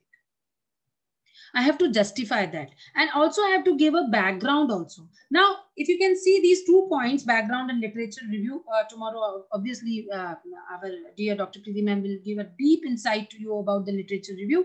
So I'll be not taking up too much time to explaining you about the literature review. But in nutshell, I'll tell you that sometimes we merge these 2 parts. In synopsis, we don't do. In synopsis, we write introduction separately, and literature review is the most important part to cater with. Why? Because it gives you a lot of insight. In a way that when you read other work, as I told you, the moment you start thinking about a topic, like for an example, if my scholar worked for financial literacy, she read 100 papers around about the financial literacy in totality of the entire research period, and she was keep on reading it. Reason being, literature review is an ongoing process. You cannot say that okay, synopsis के समय जो कर दिया वो हो गया, ऐसा नहीं. आप पढ़ते जाते हैं, आप literature review निकालते जाते हैं, और आप उसमें और बहुत सारी चीजें निकालते हैं. Literature review से आपको जो previous work हुआ है वो आपको पता पड़ता है. For an example, मैंने जब स्टॉक मार्केट में काम किया तो मुझे नहीं समझ आ रहा था कि स्टॉक मार्केट में कैसा काम हुआ है. तो मैंने रिसर्च पेपर्स डाउनलोड करने शुरू किए, और मैंने जो है वो आर्टिकल्स पढ़ने शुरू किए, मैंने रिपोर्ट्स भी पढ़नी शुरू की. मैं स्टॉक एक्सचेंज की वेबसाइट्स पे भी गई, बीएससी एनएससी की जो बात करते हैं, और मुझे समझ आया कि लोग उसको इन डायमेंशंस पे रिलेट करते हैं. मैक्रो वेरिएबल से रिलेट, मेरा टॉपिक मैक्रो था, बट मुझे लगा मैक्रो से रिलेट करते हैं. बिहेवियरल एस्पेक्ट है, इवेंट स्टडी है, इस तरीके के बहुत सारे डायमेंशंस मेरे सामने लिटरेचर रिव्यू की वजह से खुले. So this is a very lengthy but an interesting process, and always choose that area which you really feel so. Reason being, मैंने अभी थोड़ी देर पहले आपसे कहा था कि जो हमारे इंटरेस्ट का होता है उसमें हमें मजा आता है. तो अगर आप कोई ऐसा टॉपिक, आप कोई ऐसी बुक उठाएं, अगर आप लोग रीडर्स हैं तो रात को अगर आप पढ़ के सोने की आपकी आदत है, और आप कोई ऐसी किताब उठाएं जिसमें आपको मजा आए, तो आप पढ़ेंगे, तो नींद आ भी रही होगी तो भाग जाएंगे. लेकिन अगर आप ऐसी कोई बुक उठा लेंगे जो आपके इंटरेस्ट की नहीं है, तो क्या होगा? बस आपने खोला नहीं, and with in 5 minutes you'll sleep. So that way is a very important thing to understand, that when you're choosing your research arena, irrespective of the proposal, I'm saying, even the proposal you select that area, मुझे इसमें मजा आ रहा है काम करने में, मुझे self help group पे काम करने में मजा आ रहा है, मुझे CSR इनिशिएटिव समझ आ रहा है, मेरे को अच्छा लग रहा है, स्कॉलर के साथ में इंटरेक्ट कर पा रही हूँ, मुझे मजा आ रहा है इस डायमेंशन में, कुछ नए इंसाइट्स मिल रहे हैं. एंटरप्रेन्योरशिप में समझ आ रहा है, वाकई किसी को समझ आता है क्या, वाकई लोग एंटरप्रेन्योरशिप में कुछ रियल हो रहा है क्या, मुझे अच्छा लग रहा है इस पे काम करना, तो उसमें पढ़ना मुझे बोरियत नहीं लगेगा, मुझे इंटरेस्ट आएगा. तो इसीलिए literature review is a very lengthy but an interesting process because it helps you to frame the theoretical framework. It helps you to draw the variables and parameters of the study. It helps you to get an insight what is happening at national and international level. And it helps you, most important thing is to find out the gap so that you can further move on, which others have not done. Everybody will ask you in your research, if you will be aspiring for your PhD, how come your work is different from others? No novel work has been done so far, and if you say, but still you have to differentiate it. You can differentiate it region wise, you can differentiate parameter wise, you can differentiate variable wise. Quoting again my example, same. So when I went for it, I said that I have taken the investor side also, and I'm taking up the macro side also. So I'm combining two things together, whereas the people have prepared their thesis on one ground. So we have to find out that ground first, and then we have to justify it. So in background, we have to cover the fundamentals of the topic. If you're talking about the farmer producer organizations work, or if you're talking about the financial literacy, these are all the research areas which actually I'm catering to, so I'm taking the examples. And if you're talking about the skill, you have to start from the beginning, at the point that thing started. थोड़ा रामायण की तरह आप उसको लिखिए, लेकिन उसको लिखना बहुत छोटा है, यही आर्ट है, कम में ज्यादा, एंड इसी में टाइम लगता है. इसीलिए पढ़कर जब आप एक्सट्रैक्ट निकालते हैं, तब आप उसको पैरेलली कंपाइल करते हैं. लिटिल बिट टीडियस काम है, बट अगर आप करते जाएंगे तो आपको समझ आएगा. लिटरेचर रिव्यू का बेस्ट तरीका मैं आपको बताती हूँ, अभी मैम आपको कल डेफिनेटली बताएंगी कितने तरह का रिव्यू होता है, कैसे किया जाता है, बट एक ओवरऑल पर्सपेक्टिव में आपको बताती हूँ कि आप जब भी रिव्यू करें तो पहले तो आप स्टैंडर्ड रिसर्च पेपर्स को ही रेफर करें. ओपन एक्सेस जर्नल्स भी हैं, और पेपर जो है उसको पढ़ने का भी एक तरीका है, वो भी मैंने बताया है मेरे वीडियोज में. तो आप उसको जब पढ़ें तो आप समझें कि हम कैसे पढ़ेंगे. एब्स्ट्रैक्ट पढ़ें, एब्स्ट्रैक्ट पढ़ के अगर आपको लगता है कि हाँ आगे भी ये चीजें मेरे समझ की है, जैसे मैंने आपसे कहा ना, एग्जीक्यूटिव समरी आपकी देखी जाएगी और लगेगा कि हाँ यार इस प्रपोजल में कुछ इंटरेस्टिंग है, इसके ऑब्जेक्टिव्स बड़े क्लियर दिख रहे हैं, तो फिर वो आगे आपका प्रपोजल खोलते हैं.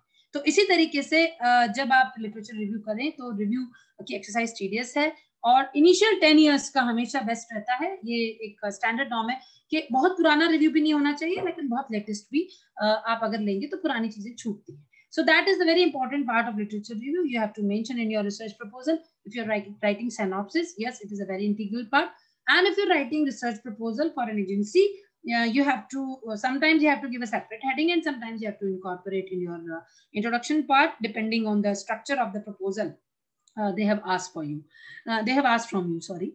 So when you go for this, the most important thing is we write its problem statement, objectives and hypothesis. I have taken it ///. Why? Because problem statement, आप जब टाइटल की बात करते हैं, डेफिनेटली टाइटल में आप जब एक ब्रीफिंग लिखते हैं तो आप एक प्रॉब्लम स्टेटमेंट भी लिखते हैं.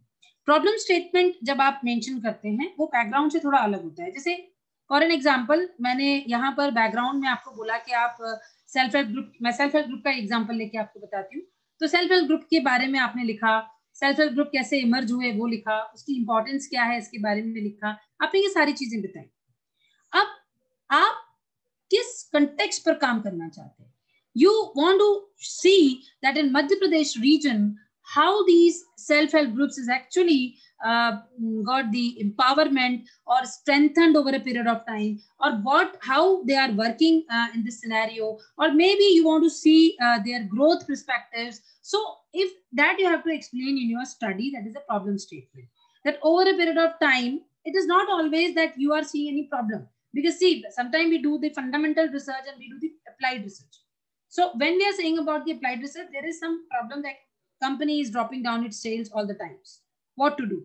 So that is actually that way of problem. But sometimes we simply say that we want to know about the growth of self-help group in MP region, or we want to see that how the you can say the foundations and how all these you can say online agencies actually supporting the backward schools, or how they are doing their CSR initiatives, or you can say that how the demonetization has actually curbed the business. So whatever thought you have in your mind, you have to draft it in a problem statement. Once you develop a problem statement, you have to zero down with the certain objectives. So I always say research objectives lead to research hypothesis. First, you have some questions in your mind. Okay, and then that question you can frame in a problem statement part. Then you develop an objective on it. Objectives I have mentioned because usually you have 2-3 objectives in your mind. Okay, and then according to the objectives, you frame the hypothesis. Hypothesis basically an assumption which you frame to prove or to reject. And always remember, either we go for hypothesis if it is a scientific study, or we go for research question to answer in our research. So usually in loosely structured research, we go for research questions to answer. But in case of scientific research, we go for hypothesis to test it on, which I think Himal ma'am will explain you about the data analysis part. So once I set an hypothesis, I simply say that there is no effect of any kind of government policy on SHG's empowerment, for an example. So what I have to do is I have to take the variables related to the policy and related to the empowerment, and then I have to work accordingly. So when we are going for the hypothesis, because when I explain you the meaning of hypothesis is very simple. परिकल्पना इसको हिंदी में कहते हैं. Hypothesis मतलब assumption होता है जहां पर हम 2 या 2 से ज्यादा variables का relationship establish करते हैं. Variables जब आपकी जो आप measure कर सकते हैं. जैसे मैं अपना example दूं तो मैंने अपने research में कहा कि मुझे जो है वो स्टॉक मार्केट का जो मूवमेंट है जो कि हम BSE इंडेक्स से शो करते हैं उसको FI के साथ देखना है. तो मेरा सिंपल हाइपोथेसिस होगा that there is no relationship between the BSE Sensex and the FI's inflows. Simple. So I have one variable that is BSE value for 20 years, 10 years, 15 years. That data is available to me, and the other is my FI's inflow. So this is the variable I have chosen while doing my review and everything. Similarly, if I'll take an example of literacy and planning, so I'll take a parameter to measure the literacy, and then I will take the parameters to measure the planning. So then I will be handling both the parameters, and I will be making a hypothesis. There is no relationship. Simply a hypothesis I'm showing you to give you a detailed understanding. There is no relationship between financial literacy and financial planning. Why? Because we generally hypothesize कि आपको जितना पता होगा financial plan उसके बारे में, मतलब financial tools के बारे में आपको पता होगा फाइनेंशियल टूल्स क्या क्या होते हैं, तो डेफिनेटली आपकी प्लानिंग स्ट्रांग होगी. ऐसा हम मानते हैं. तो जो आप मानते हैं उसको आप हाइपोथेसाइज करते हैं. जो आप मानते हैं उसको आप हाइपोथेसाइज करते हैं और फिर उसको आप टेस्ट करते हैं. टेस्टिंग ऑफ हाइपोथेसिस की जो बात होती है, तो जब भी आप अपना प्रॉब्लम स्टेटमेंट लिखते हैं तो उसी के साथ आप ऑब्जेक्टिव्स, और अगर आपको लगता है कि इसमें हाइपोथेसिस परिकल्पना बन सकती है, परिकल्पना जनरली वहां बनती है जहां चीजें हैं, but if there are no things available, then we go for the research question, and that's why in loosely structured research we go for the research questions. So once we make this all problem statement, objectives and hypothesis, most important thing I think which Laila ma'am will take is the research.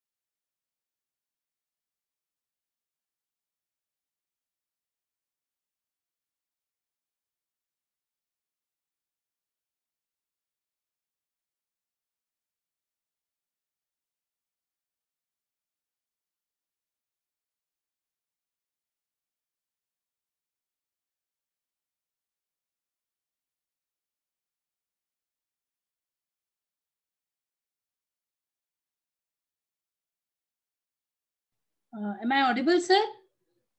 Sub connection got yes. Connection. Yes, ma'am, you are audible. We can continue. Fine. Okay. So yes, I was asking from you all, what is your understanding about research design? Because so far I have explained you a lot of steps, and I want to see your activeness in the class. So क्या समझते हैं आपके क्या होता है research design? Design शब्द का मतलब क्या है? Way to conduct research, okay. Other, any other than Sagar? Methodology is adopted, okay. Sagar के अलावा भी बहुत लोग हैं अभी ग्रुप में. They can ask, they can answer.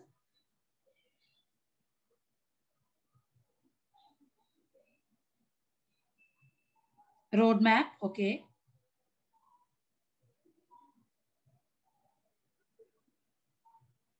Systematic thought process, fine, good.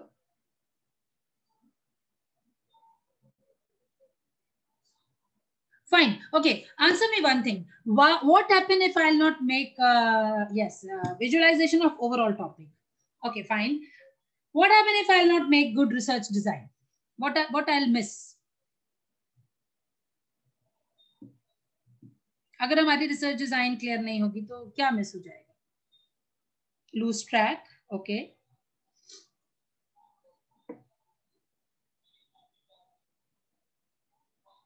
It will not be interesting, okay.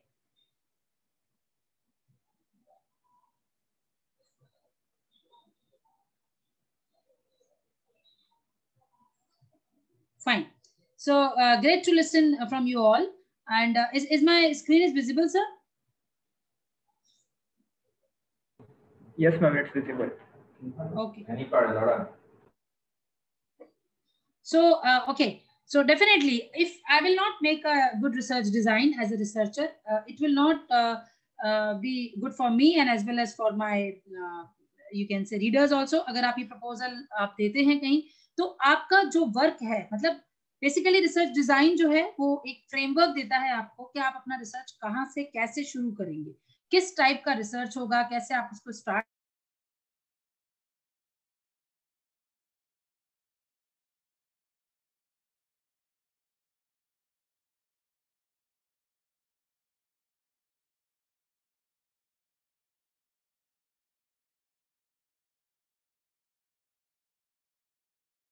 जो कि रिसर्च के लिए जरूरी होता है.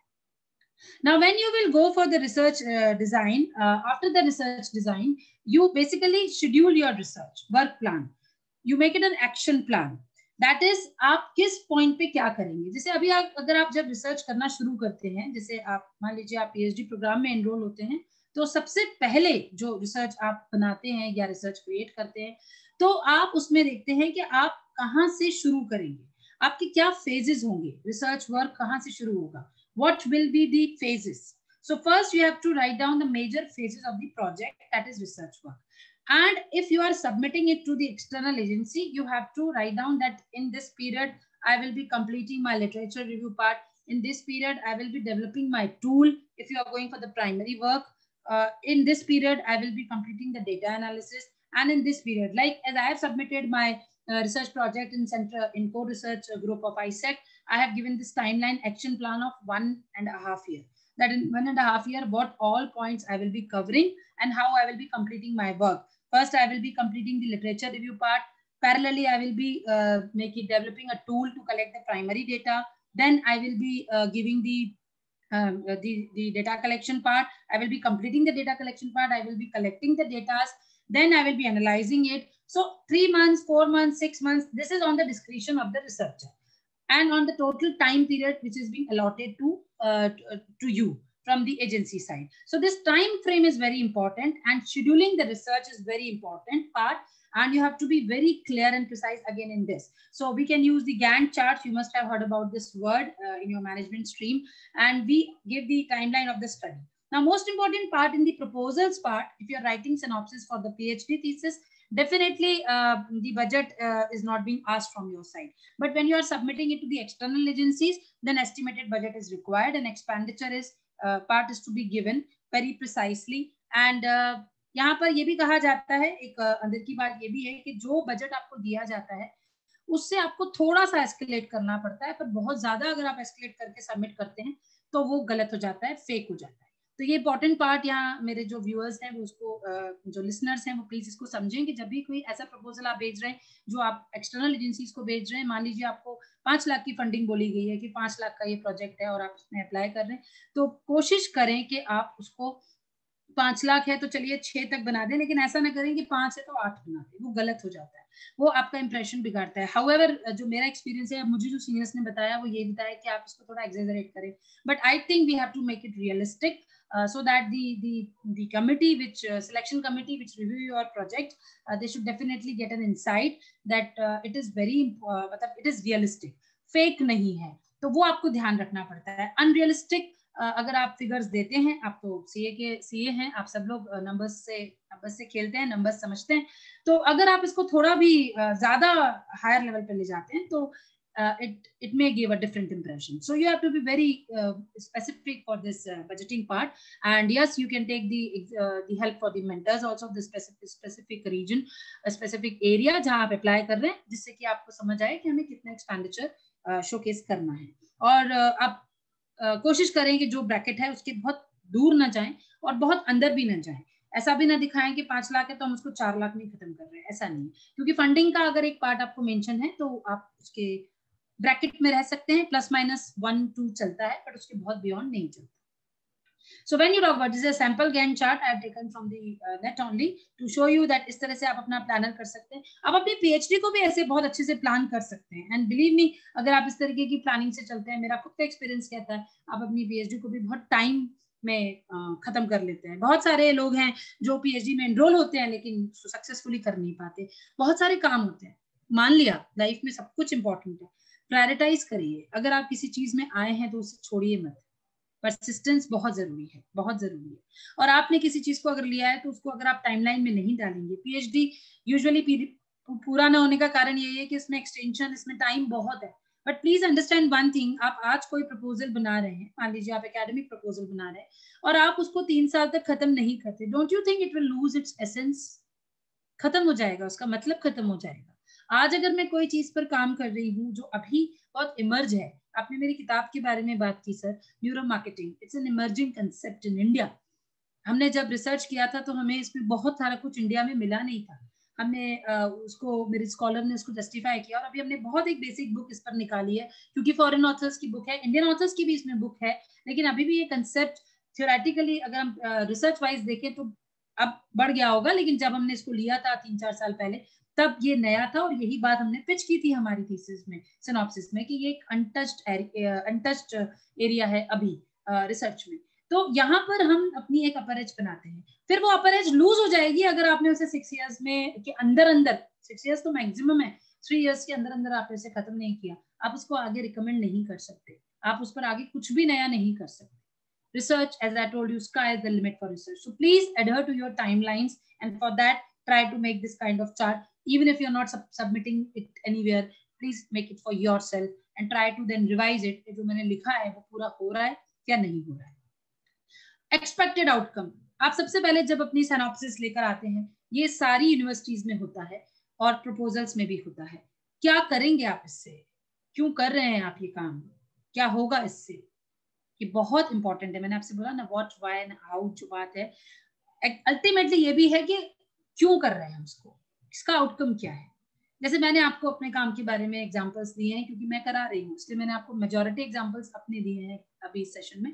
तो जब आप आउटकम की बात करते हैं तो आप अपने रिसर्च से बोल सकते हैं कि वो पर्टिकुलर चीज कितनी फायदेमंद होगी। अगर आप अभी इस समय कुछ भी लॉज या नॉर्म्स की बात पे स्टडी करते हैं, या IFRS पे भी हमारे एक स्कॉलर ने काम किया हुआ है, तो इन चीजों का इफेक्ट क्या होगा और ये किस तरीके से फीजिबल है या नहीं है, कम से कम आपका रिसर्च उसका एक बेस जस्टिफिकेशन देगा। Recently a lady has worked on food fortification in India and sociology, and she has actually applied now for post doc in US। तो उन्होंने ये बताया कि फूड फोर्टिफिकेशन पे इंडिया पे काम ही नहीं हुआ है। तो अगर हम इस तरीके के काम को करके हम फ्यूचर में ये बता सकते हैं कि हम इस काम को पॉलिसी मेकर तक ले जाएंगे। One of my scholars is working in skill area, और वो ये बोलते हैं कि जितनी भी स्किल की चल रही हैं, या जो भी मध्य प्रदेश सरकार स्किल की बात कर रही है, इसका आउटकम क्या है, क्या वाकई ही ये लोगों को एम्प्लॉयमेंट दे रहा है, क्या वाकई ही ये सक्सेसफुल है।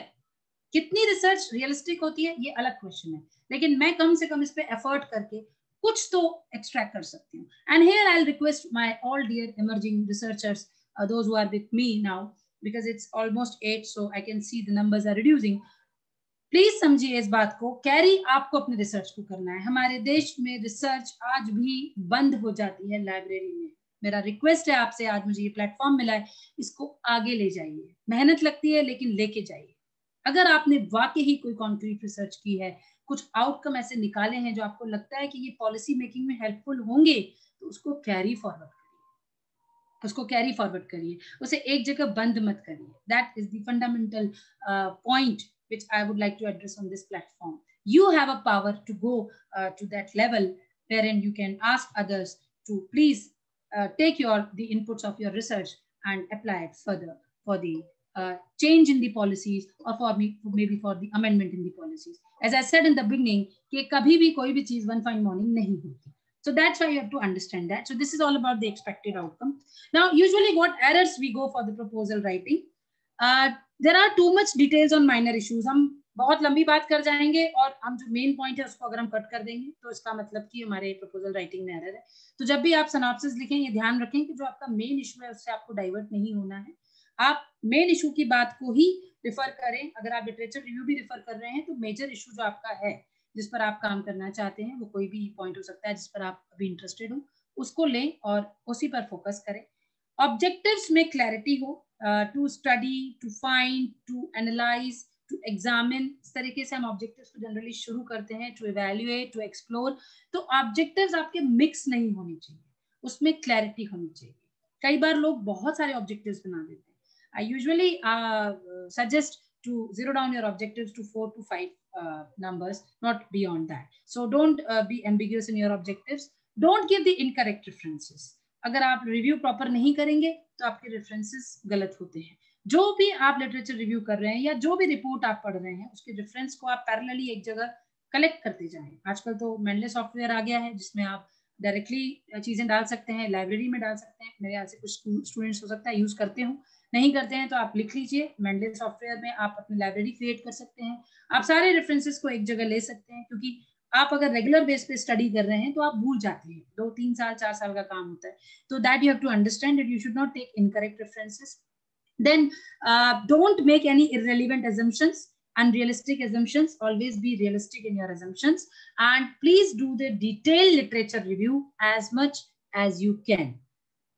And there's no minimum and maximum into it, but at least, as I told you, that it should cover the big frame of 10 years at least, 10 years span, and it should cover the global perspective. It should not be only related to the regional level or the state level. You should also cover the national and the international level. So that also we have to take care of this.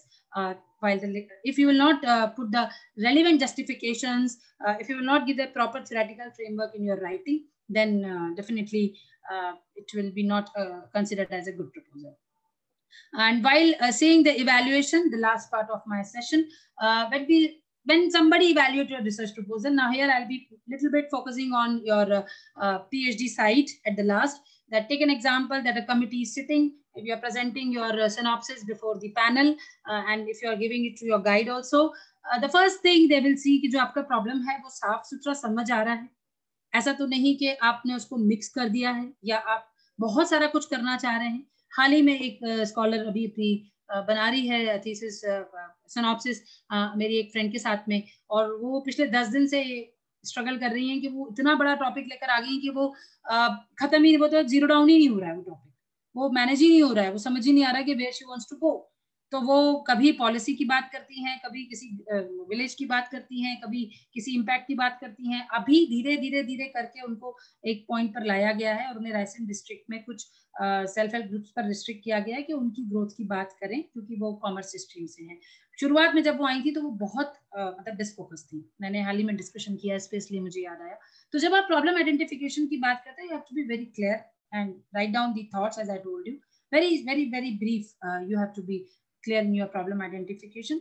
If I am saying that I want to work on skill gap, or if I want to say I want to work on the impact of these skill schemes on youth, so I have to be very clear which youth I am talking about, what skill schemes I am talking about. The plethora of skill schemes are there, so I have to be zero down all the things.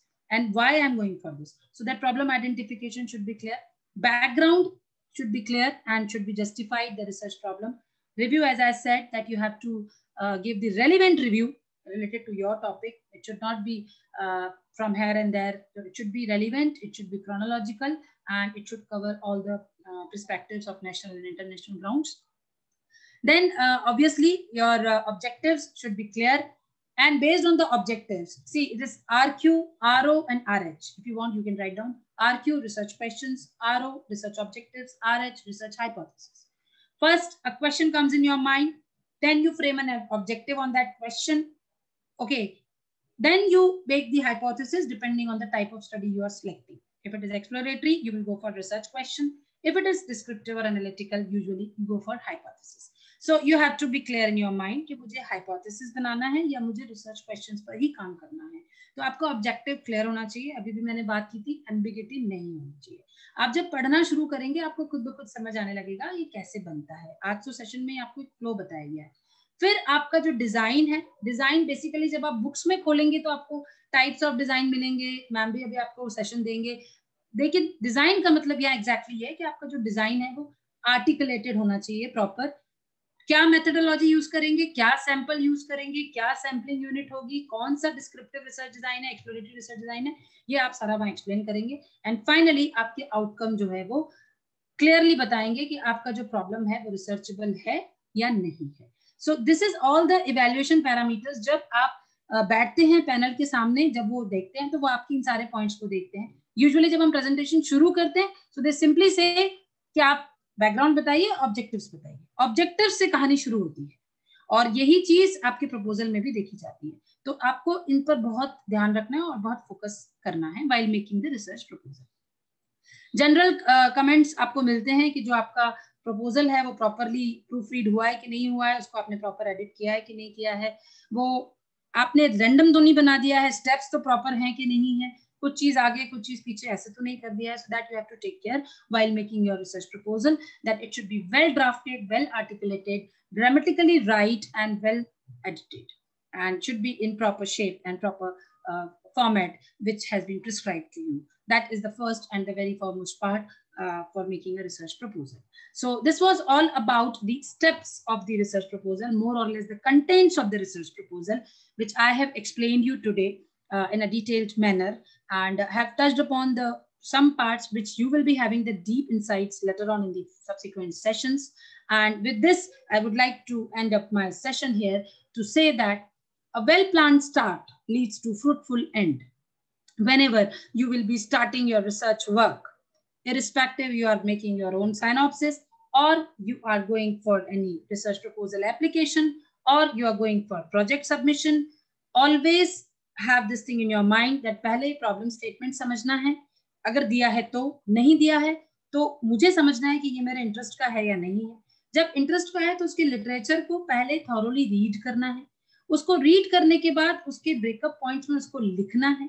अगर आपको लगता है कि आप इसमें wholesale काम नहीं कर सकते तो आपको इसमें, अगर आप प्रोजेक्ट प्रपोजल बाहर सबमिट कर रहे हैं तो आपको अपने टीम के साथ काम करना है. ये बहुत इंपॉर्टेंट पार्ट है जो मैं आपको बताना चाहती हूँ कि always work with a team in project. आप सिंगल हैंडेड अप्लाई करें, बिल्कुल करें, लेकिन अगर आप टीम के साथ करेंगे तो आप अपनी टीम में एक जो है वो ऐसा पर्सन भी रख सकते हैं जो आपको एक्सपेंडिचर या बजटिंग बनाने में हेल्प करे.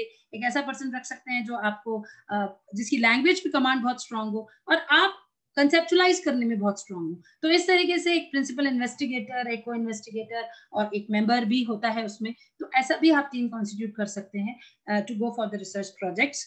एंड अगर आप सिनॉप्सिस लिखते हैं, डेफिनेटली वो आपको खुद ही लिखनी है गाइड के सपोर्ट से. तो उसके लिए जैसा मैंने आपको बताया कि आप सबसे पहले रिव्यू से शुरू करें. रिव्यू मतलब पढ़ना शुरू करें अपने इंटरेस्ट एरिया के बारे में. अभी आप फोकस ना हो, रिसर्च पेपर्स भी पढ़ सकते हैं, मैंने आपसे कहा आप आर्टिकल्स भी पढ़ सकते हैं. Newspaper is the richest source. रोज अगर आप आधा घंटा न्यूज़पेपर को इंग्लिश हिंदी जो भी आप है दीजिए, ये मेरा अपना पर्सनल एक्सपीरियंस है, आपको बहुत कुछ उससे मिल जाता है, बहुत कुछ उससे मिल जाता है. फाइलें बनाइए, कटिंग्स रखिए, ये सब करना पड़ता है, ये सब रिसर्च है. रिसर्च एक कमरे में बैठ के एक सिस्टम के सामने काम करना नहीं है. रिसर्च एक्चुअली चारों तरफ देखना है, समझना है, ग्रैब करना है, अंडरस्टैंड करना है, डिस्कस करना है. कई बार जब हम जाते थे, हम बात करते थे, हम 2 घंटे अपने गाइड से बात ही करके आते थे, हम कुछ नहीं करते थे, हमें लगता था हमने बात की है, लेकिन वो भी रिसर्च था.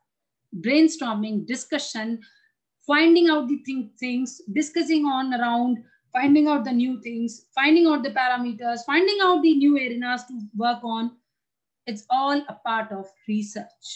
So don't think that if you're doing it, you're wasting your time. No, dear, you are actually coming out with the good thoughts, with creative thoughts, and you're trying to.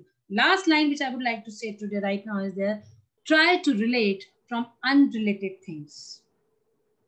We always focus on those things which are related to us. But here, I, Dr. Sangeeta Jhawari, would like to say you that today on this platform, try to learn from unrelated things. You will enjoy your research in a much more bigger way. And definitely you'll be able to give something new to the society, which actually society is presently seeking for, to become self-reliant, to become Atmanirbhar. So with this, I would like to put a pause on my lecture now. Fenil sir, I'm through from my side. It's 8:15 in my watch and I'm adhered to the time limit. I hope the participants must have learned something from my session. And if they have any query, they can ask me, or if they have any remarks, they can share with me. Feedbacks are always important. अगर आप कुछ नहीं कहेंगे तो मुझे समझ नहीं आएगा कि आपको समझ आया या नहीं आया. So you can ask me anything. Or you can, is it necessary to complete the PhD in 3 years, or it can be less than 3 years? Okay. Fine. Sir, अगर आप PhD की बात करते हैं तो UGC norms कहता है 3 years minimum है. और अगर आप 3 साल के पहले थीसिस कर लेते हैं तो डिपेंड करता है वो आपकी यूनिवर्सिटी के ऑर्डिनेंस पे. आप उनसे पूछ सकते हैं. जैसे मैं अगर अपने यहाँ का बताऊं आपको तो 2 साल RDC के बाद अगर कोई स्कॉलर मुझे बोलता है तो as a coordinator I allow that fellow to submit his thesis और हर thesis to the department, and then furtherly subsequently it takes time to process all the things for 6 months. So that way it is almost 3 years. Award 3 year के बाद होता है. Award 3 year के बाद होता है. लेकिन जो कंप्लीशन है आप कर सकते हैं 1-1.5 साल में. डिपेंड करता है आपका लेक्चर वो लेंथ क्या है वर्क का उस पर. बट यूजीसी नॉर्म्स ये कहता है कि आप 3 साल से पहले अवार्ड नहीं कर सकते. उसका ब्रेकअप सिंपल है, 6 months कोर्स वर्क, उसके बाद कोर्स वर्क का एग्जाम, उसके बाद आप पैनल के सामने अपना टॉपिक रखते हैं. फंडामेंटल बात समझिए, जब तक आपका टॉपिक अप्रूव नहीं होगा तब तक आप उस पर आगे नहीं बढ़ पाते हैं, है ना. तो टॉपिक या टाइटल जिसे हम कहते हैं, जब वो अप्रूव हो जाता है तब आप उस पर आगे का स्टेप शुरू करते हैं. मतलब कि डेटा कलेक्शन और बाकी सारी चीजें, एनालिसिस, तो उसमें ऑटोमेटिकली टाइम लगता है. तो ये हायर रेंज का टाइम आपको दिया है.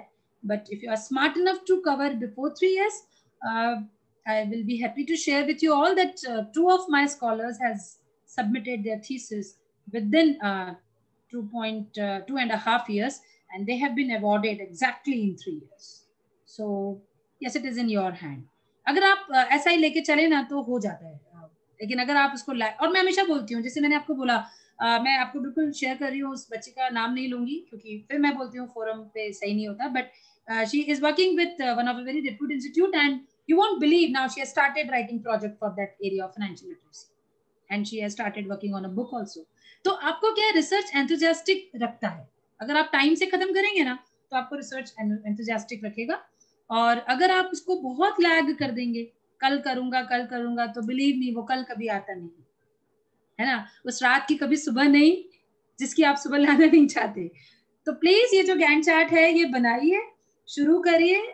और मैं हमेशा आपके साथ हूँ. Different between PhD and MPhil. Sir actually PhD MPhil में ज्यादा डिफरेंस नहीं है. एमफिल पहले यूजीसी के अनुसार कुछ डिग्रीज वैलिड थी, जिसमें एक एमफिल भी था. मास्टर ऑफ फिलोसफी है और वो फिलोसफी ऑफ डॉक्टरेट है. एक एक्सटेंशन है, जैसे आप पीजी के बाद एमफिल करते हैं तो एमफिल में यूजुअली अब 1.5 year 1 year का हो गया है एमफिल. पहले बीच में 2 का था, फिर 1 का था. तो ये एक प्री एक्सरसाइज भी होती है पीएचडी में जाने से पहले. लोग रिसर्च को समझना चाहते हैं, थोड़ा एक लेवल नीचे हम एमफिल में मैनेज कर पाते हैं. लेकिन अभी अगर आप रिसेंट देखेंगे तो न्यू एजुकेशन पॉलिसी के अनुसार MPhil I should not say but MPhil is no more 2022 के बाद I don't think MPhil is will be there, this degree as such is not there. So बिल्कुल डिफरेंस सिर्फ time Spain का है sir और area of work का है। जैसे आप MBA में एक छोटा सा कंपनी लेते हैं, MPhil में आप थोड़ा उसको और बढ़ाएंगे और PhD में आप उसी कंपनी की 15 ब्रांचेस पे लेंगे, तो डेटा वाइज आप अपना जो रीजन वाइज है हॉराइजन आप बढ़ाते चले जाते हैं, तो उससे आपका जो डिग्री का लेवल है वो बढ़ता चला जाता है। That is the only difference Anup ji. I hope you are clear with this. How to start for PhD, whom to approach and start? This is, I think, sir, for the it is a question for the university people. You can ask me also. Simple process रहता है, आप किसी भी university में पता कर सकते हैं। PhD का एंट्रेंस होता है हर यूनिवर्सिटी में, हर जगह PhD कोऑर्डिनेटर्स भी रहते हैं और आप लोग के लिए एंटाइटल्ड हो गया है, एक नॉर्म है UGC का, उसमें ऑर्डिनेंस है जो ये कहता है कि CA की डिग्री के बाद आप PhD कर सकते हैं। तो वो आप रिस्पेक्टिव यूनिवर्सिटीज की वेबसाइट पे भी जा सकते हैं, वहाँ कॉल फॉर एंट्रेंस आता है। UGC का स्ट्रक्चर है, पहले एंट्रेंस होता है और एंट्रेंस आपके सब्जेक्ट से रिलेटेड होता है, जो आप लोग मास्टर्स लोग हैं सब निकाल सकते हैं। And then after yes personal interview is there to see your research orientation. So before getting into the PhD, my first submission, humble submission to all of you is to find out the area of interest you want to work on. PhD तो हो जाएगी, बिल्कुल हो जाएगी। मैं मेरे अपने guide से बात करती थी तो मुझे बोलते थे कि PhD तो हो जाएगी, तुम आ जाइयो और PhD हो जाएगी। रिसर्च नहीं हो पाती, वो आपको करनी है, और रिसर्च करेंगे ना PhD खुद ब खुद हो जाएगी। PhD सोचेंगे तो शायद रिसर्च छूट जाएगी। बहुत गहरी बात है, लेकिन आप चाहें तो समझ लीजिए। तो रिसर्च करिए, PhD खुद ब खुद हो जाएगी। ये मेरा ट्राइड एंड टेस्टेड फॉर्मूला है 10 इयर्स का। मैं अपने स्कॉलर्स को जो मेरे नहीं है बहुत मैं कोर्स वर्क में I cater 10 disciplines parallel and I teach them parallelly. मतलब सारे लोग एक ही क्लास में बैठते हैं, हिट्रोजेनस ग्रुप है वो। मैं सिर्फ कॉमर्स मैनेजमेंट को नहीं पढ़ाती, मैं सबको ये बोलती हूँ आप रिसर्च करो, PhD आ जाएगी। लेकिन अगर आप सिर्फ वो डिग्री दिमाग में रखोगे और रिसर्च नहीं करोगे तो फिर PhD का कोई मायने नहीं है, क्योंकि ये एक लेगेसी है। आज मैंने आपको लगभग 10-12 एग्जांपल्स दिए जो मेरे खुद के हैं, मैंने कहीं से नहीं लिए, not plagiarised from any place. Reason being I am into research and I started doing research, so finally I've done PhD, and so do the eminent people who are sitting today with me as a participant here. They'll be agree on this thing, that start doing research, have a research mind, be creative, be relaxed. Definitely you'll be able to fetch the PhD degree. तो आप websites पे जाइए sir, आपको बिल्कुल मिल जाएगा। Research papers बहुत सारे journals में सर पब्लिश होते हैं, जाफी सर का सेशन इसमें रहेगा ही। आप अगर आप अगेन ओपन एक्सेस जर्नल्स पर जाते हैं, और UGC का भी एक शोध गंगा आपका है, इन्फ्लिबिनेट UGC का, अगर UGC के जर्नल्स पर भी आप देखेंगे, UGC के जर्नल्स की आपको लिस्ट मिल जाएगी, उसमें आप देख सकते हैं। इसको बस एक्सेस नहीं कर पाते हम, तो जब आपको जर्नल्स में पब्लिश करना है, मैं फिर आपको रिक्वेस्ट करूंगी कि अगर आप बिगनर हैं, आप फर्स्ट टाइम पब्लिश करना चाहते हैं, तो अभी आप UGC जर्नल्स या ऐसे बहुत हाई फाई जर्नल्स पर मत जाइए। उसका रीजन ये है कि वहाँ सिलेक्शन और वहाँ पब्लिकेशन में टाइम लगता है। I'll very on a lighter side, I'll share you. When I started writing my research paper in the year 2009, I was very happy to accept my. I got an acceptance for my abstract from a very small institute of Bhubaneswar, and I was feeling very happy कि यार वहाँ abstract accept हो गया। और फिर हम जब paper present करने गए, तो पहला प्रोसीडिंग में जब पेपर आया, so it gave me a lot of good feel and courage to write more. So do I tell you, recently two of my PG students have worked on the very simple paper, that is the satisfaction for online classes, and they wrote it very well under my guidance and under one of the other teacher guidance, faculty guidance, and finally you won't believe their paper published in Anusandhan Journal, which is our in-house journal. Earlier it was in UGC list, now we are trying for the UGC care. वो इतना खुश हुई कि उस पे father को बोला, उसके फादर ने बोला वो कॉपी तुम आज जाओ और लेकर आओ, because seeing your name in journal is give you a very different feel if you're a beginner, and everybody is beginner, okay? So I am talking to you as a beginner right now. मैं आज अगर मेरे को 10 साल हो गया या 5 साल PhD किया हो गया या 20 साल पढ़ाते हो गया, doesn't mean कि मुझे वो फील नहीं पता जो बचपन मतलब जो PhD के बचपन में होती है। तो पहले आप एक सिंपल राइटिंग से शुरू करिए, एक सिंपल जर्नल में लिखना शुरू करिए, कॉन्फ्रेंसेस में जाइए, अटेंड करने जाइए, अगर प्रेजेंट करने नहीं जा रहे हैं मत जाइए. You are CA, you know the difference between expenditure and investment, and I always say if you are spending money on education, my dear, it is an investment, it is not an expenditure. It is gonna to give you the return as much as you feel like. That's for the return I'm here sitting with you all and having a privilege to talk to you all. So always remember this, that if you are investing in a conference and attending it, maybe for worth rupees 5,000, 10,000, it is an investment. It is not an expenditure in your language, I'm saying. So don't ever think कि ये पैसा waste होगा. हमेशा definitely ये आपको help करेगा. अच्छा, जब आप दूसरों को सुनने जाते हैं तो आपको खूब सारा इंसाइट मिलता है. आप फिर लिखना शुरू करते हैं. आप समझते हैं अच्छा यही तो मैं सोच रहा था, लेकिन अगर आप एक कमरे में बैठ के सोचते रहेंगे, हाँ मैं लिखूंगा, प्रपोजल लिखूंगा, ये रिजेक्ट हो जाएगा, मैं सबमिट ही नहीं करूंगा, तो फिर आपको कैसे इवैल्यूएशन आएगा? एक बार रिजेक्ट होगा, 2 बार रिजेक्ट होगा, 3 बार, चौथी बार एक्सेप्ट होगा, और फिर एक बार एक्सेप्टेंस की आपको हैबिट पड़ेगी तो वो एक्सेप्ट ही होता जाएगा. Okay, so please start writing the research papers also, and if you are with your one of the eminent like mentors and the senior fellows, try to submit little bit small minor projects. Try to go for that, at least have a hunt for that. और अगर आप initially ऐसा कुछ कर लेते हैं, so you will be like a scholar which every guide wants to have, because good scholars are always in demand. Okay, and in present scenario guides are also very smart and telling.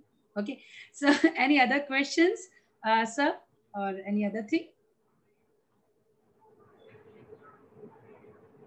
I think Keval ji, आप बताएं अगर कुछ और सवाल. Yes. Ma'am, I think the chat box is already full of the appreciation message coming off. All the positive responses are coming already, but I can see. Yeah.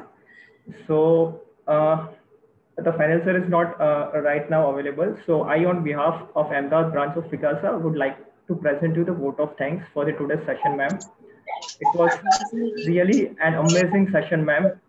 Yesterday was the first day, and it is said that a good beginning is half done. And on the day one, Marthun Zoki sir has already done a very good beginning. And on the day two, we learned that a well-planned start leads to the fruitful end. And I am sure that this start would definitely be going to give a very fruitful end to all the participants. And also we can see continuously there has been lots of positive responses coming from all the participants, and they had really liked the session so much. And two very good things, very small things, but very relevant things we all had learned, I must say, to start reading the newspaper and also to start writing the content. So I would really like to make sure that everyone would start doing it from the day, from today only. And apart from this, I would also like to request every participant who want to connect to the ma'am. I think ma'am has a YouTube channel of their own, and everyone could connect over there. And also I had seen the books of the ma'am, which is also available on the Amazon. So if anyone wants to read those books, they could definitely do it. And at the end, I would once again also like to thank you, ma'am, for your presence and your valuable time. And thank you so much, ma'am. Thank you, sir. Thank you, Kevil. And one more thing which I would like to share on this platform is, as I said you, that yes, start reading, because see, as I told you that this is a legacy. हम हमेशा अपनी पुरानी बातें आगे pass on करते हैं. तो कुछ चीजें ऐसी हैं जो मुझे हमेशा लगता है कि मैं बिगनर्स को शेयर करूं, इसीलिए मैंने आपसे कहा कि आप चीजें पढ़ना शुरू करिए. और अभी बिल्कुल शुरुआत में जब आपके पास खूब सारा अभी एक्सपीरियंस मान लीजिए नहीं है, तो आप अभी बिल्कुल खुद को क्लोज ना करें, ओपन माइंड रखें, बट साथ ही साथ कुछ छोटे छोटे बेबी स्टेप्स उठाते रहें. जैसे कि पेपर्स लिखना या आर्टिकल्स लिखना, या रोज मान लीजिए एक पेज भी अगर आप अपने पास लिखने की प्रैक्टिस करते हैं. इवन चाणक्य सेज कि हर दिन एक पेज पढ़िए. मैं कहती हूँ कि आप हर दिन एक पेज लिखिए, क्योंकि जब आप लिखना शुरू करते हैं आपको रिदम आता है. मैं एक बहुत इंपॉर्टेंट चीज आपसे शेयर करूंगी. जब हम अपनी थीसिस लिखने बैठते हैं तो मैं आपको एक ऑन एन एवरेज, क्योंकि मैं स्टैटिस्टिक्स में पढ़ाती हूँ तो हमेशा एवरेज की बात करती हूँ, टाइम की बात करती हूँ. अगर आप किताबें खोलें, आप 2 घंटा सामने घड़ी रखिए, 1 घंटा रखिए, आपको लगेगा आपने 1 घंटे में मात्र 2 पेज या 3 पेज लिखे होंगे एक्चुअल के. ये जो प्लेजरिज्म, ये जो सारा प्रॉब्लम आया है वो इसीलिए आया है कि लोग ओरिजिनलिटी भूलते जा रहे हैं. अगर आप ओरिजिनल वर्क रखेंगे, क्लास चीज बोलती हूँ क्योंकि आज मेरा अभी आप लोग के साथ फर्स्ट इंटरेक्शन है, लास्ट तो नहीं कहूंगी, फ्यूचर में आप लोग बिल्कुल चांस देंगे. मैं एक बहुत सिंपल सी चीज कहती हूँ, if you write thesis on your own, you take it like this, And if you don't write it on your, you take it like that. So it's your choice. You want to keep your thesis or your proposal like this or like that. So it's up to you. So with this, thank you to all, and thank you for your listening. I will be sharing one link with sir. I have already shared with Fenil sir, जिसमें मैंने आपको बोला है कि उसमें वो जो book है, वो पर्टिकुलर बुक सॉफ्ट में अवेलेबल है. उसमें मेरा तो एक चैप्टर है मेरी फ्रेंड के साथ, but that is the book which is purely on research guidance. So I also recommend you all to please go through the content of that book, which is having 6-7 chapters, purely dedicated to research. I'm sure you'll be getting a lot of insights from that as well. So thank you to all, and looking forward to interact with you in future. Yeah, thank you so much, ma'am, and a good night to every wishes, and we end the session. Thank you so much, everyone. Thank you. Thank you.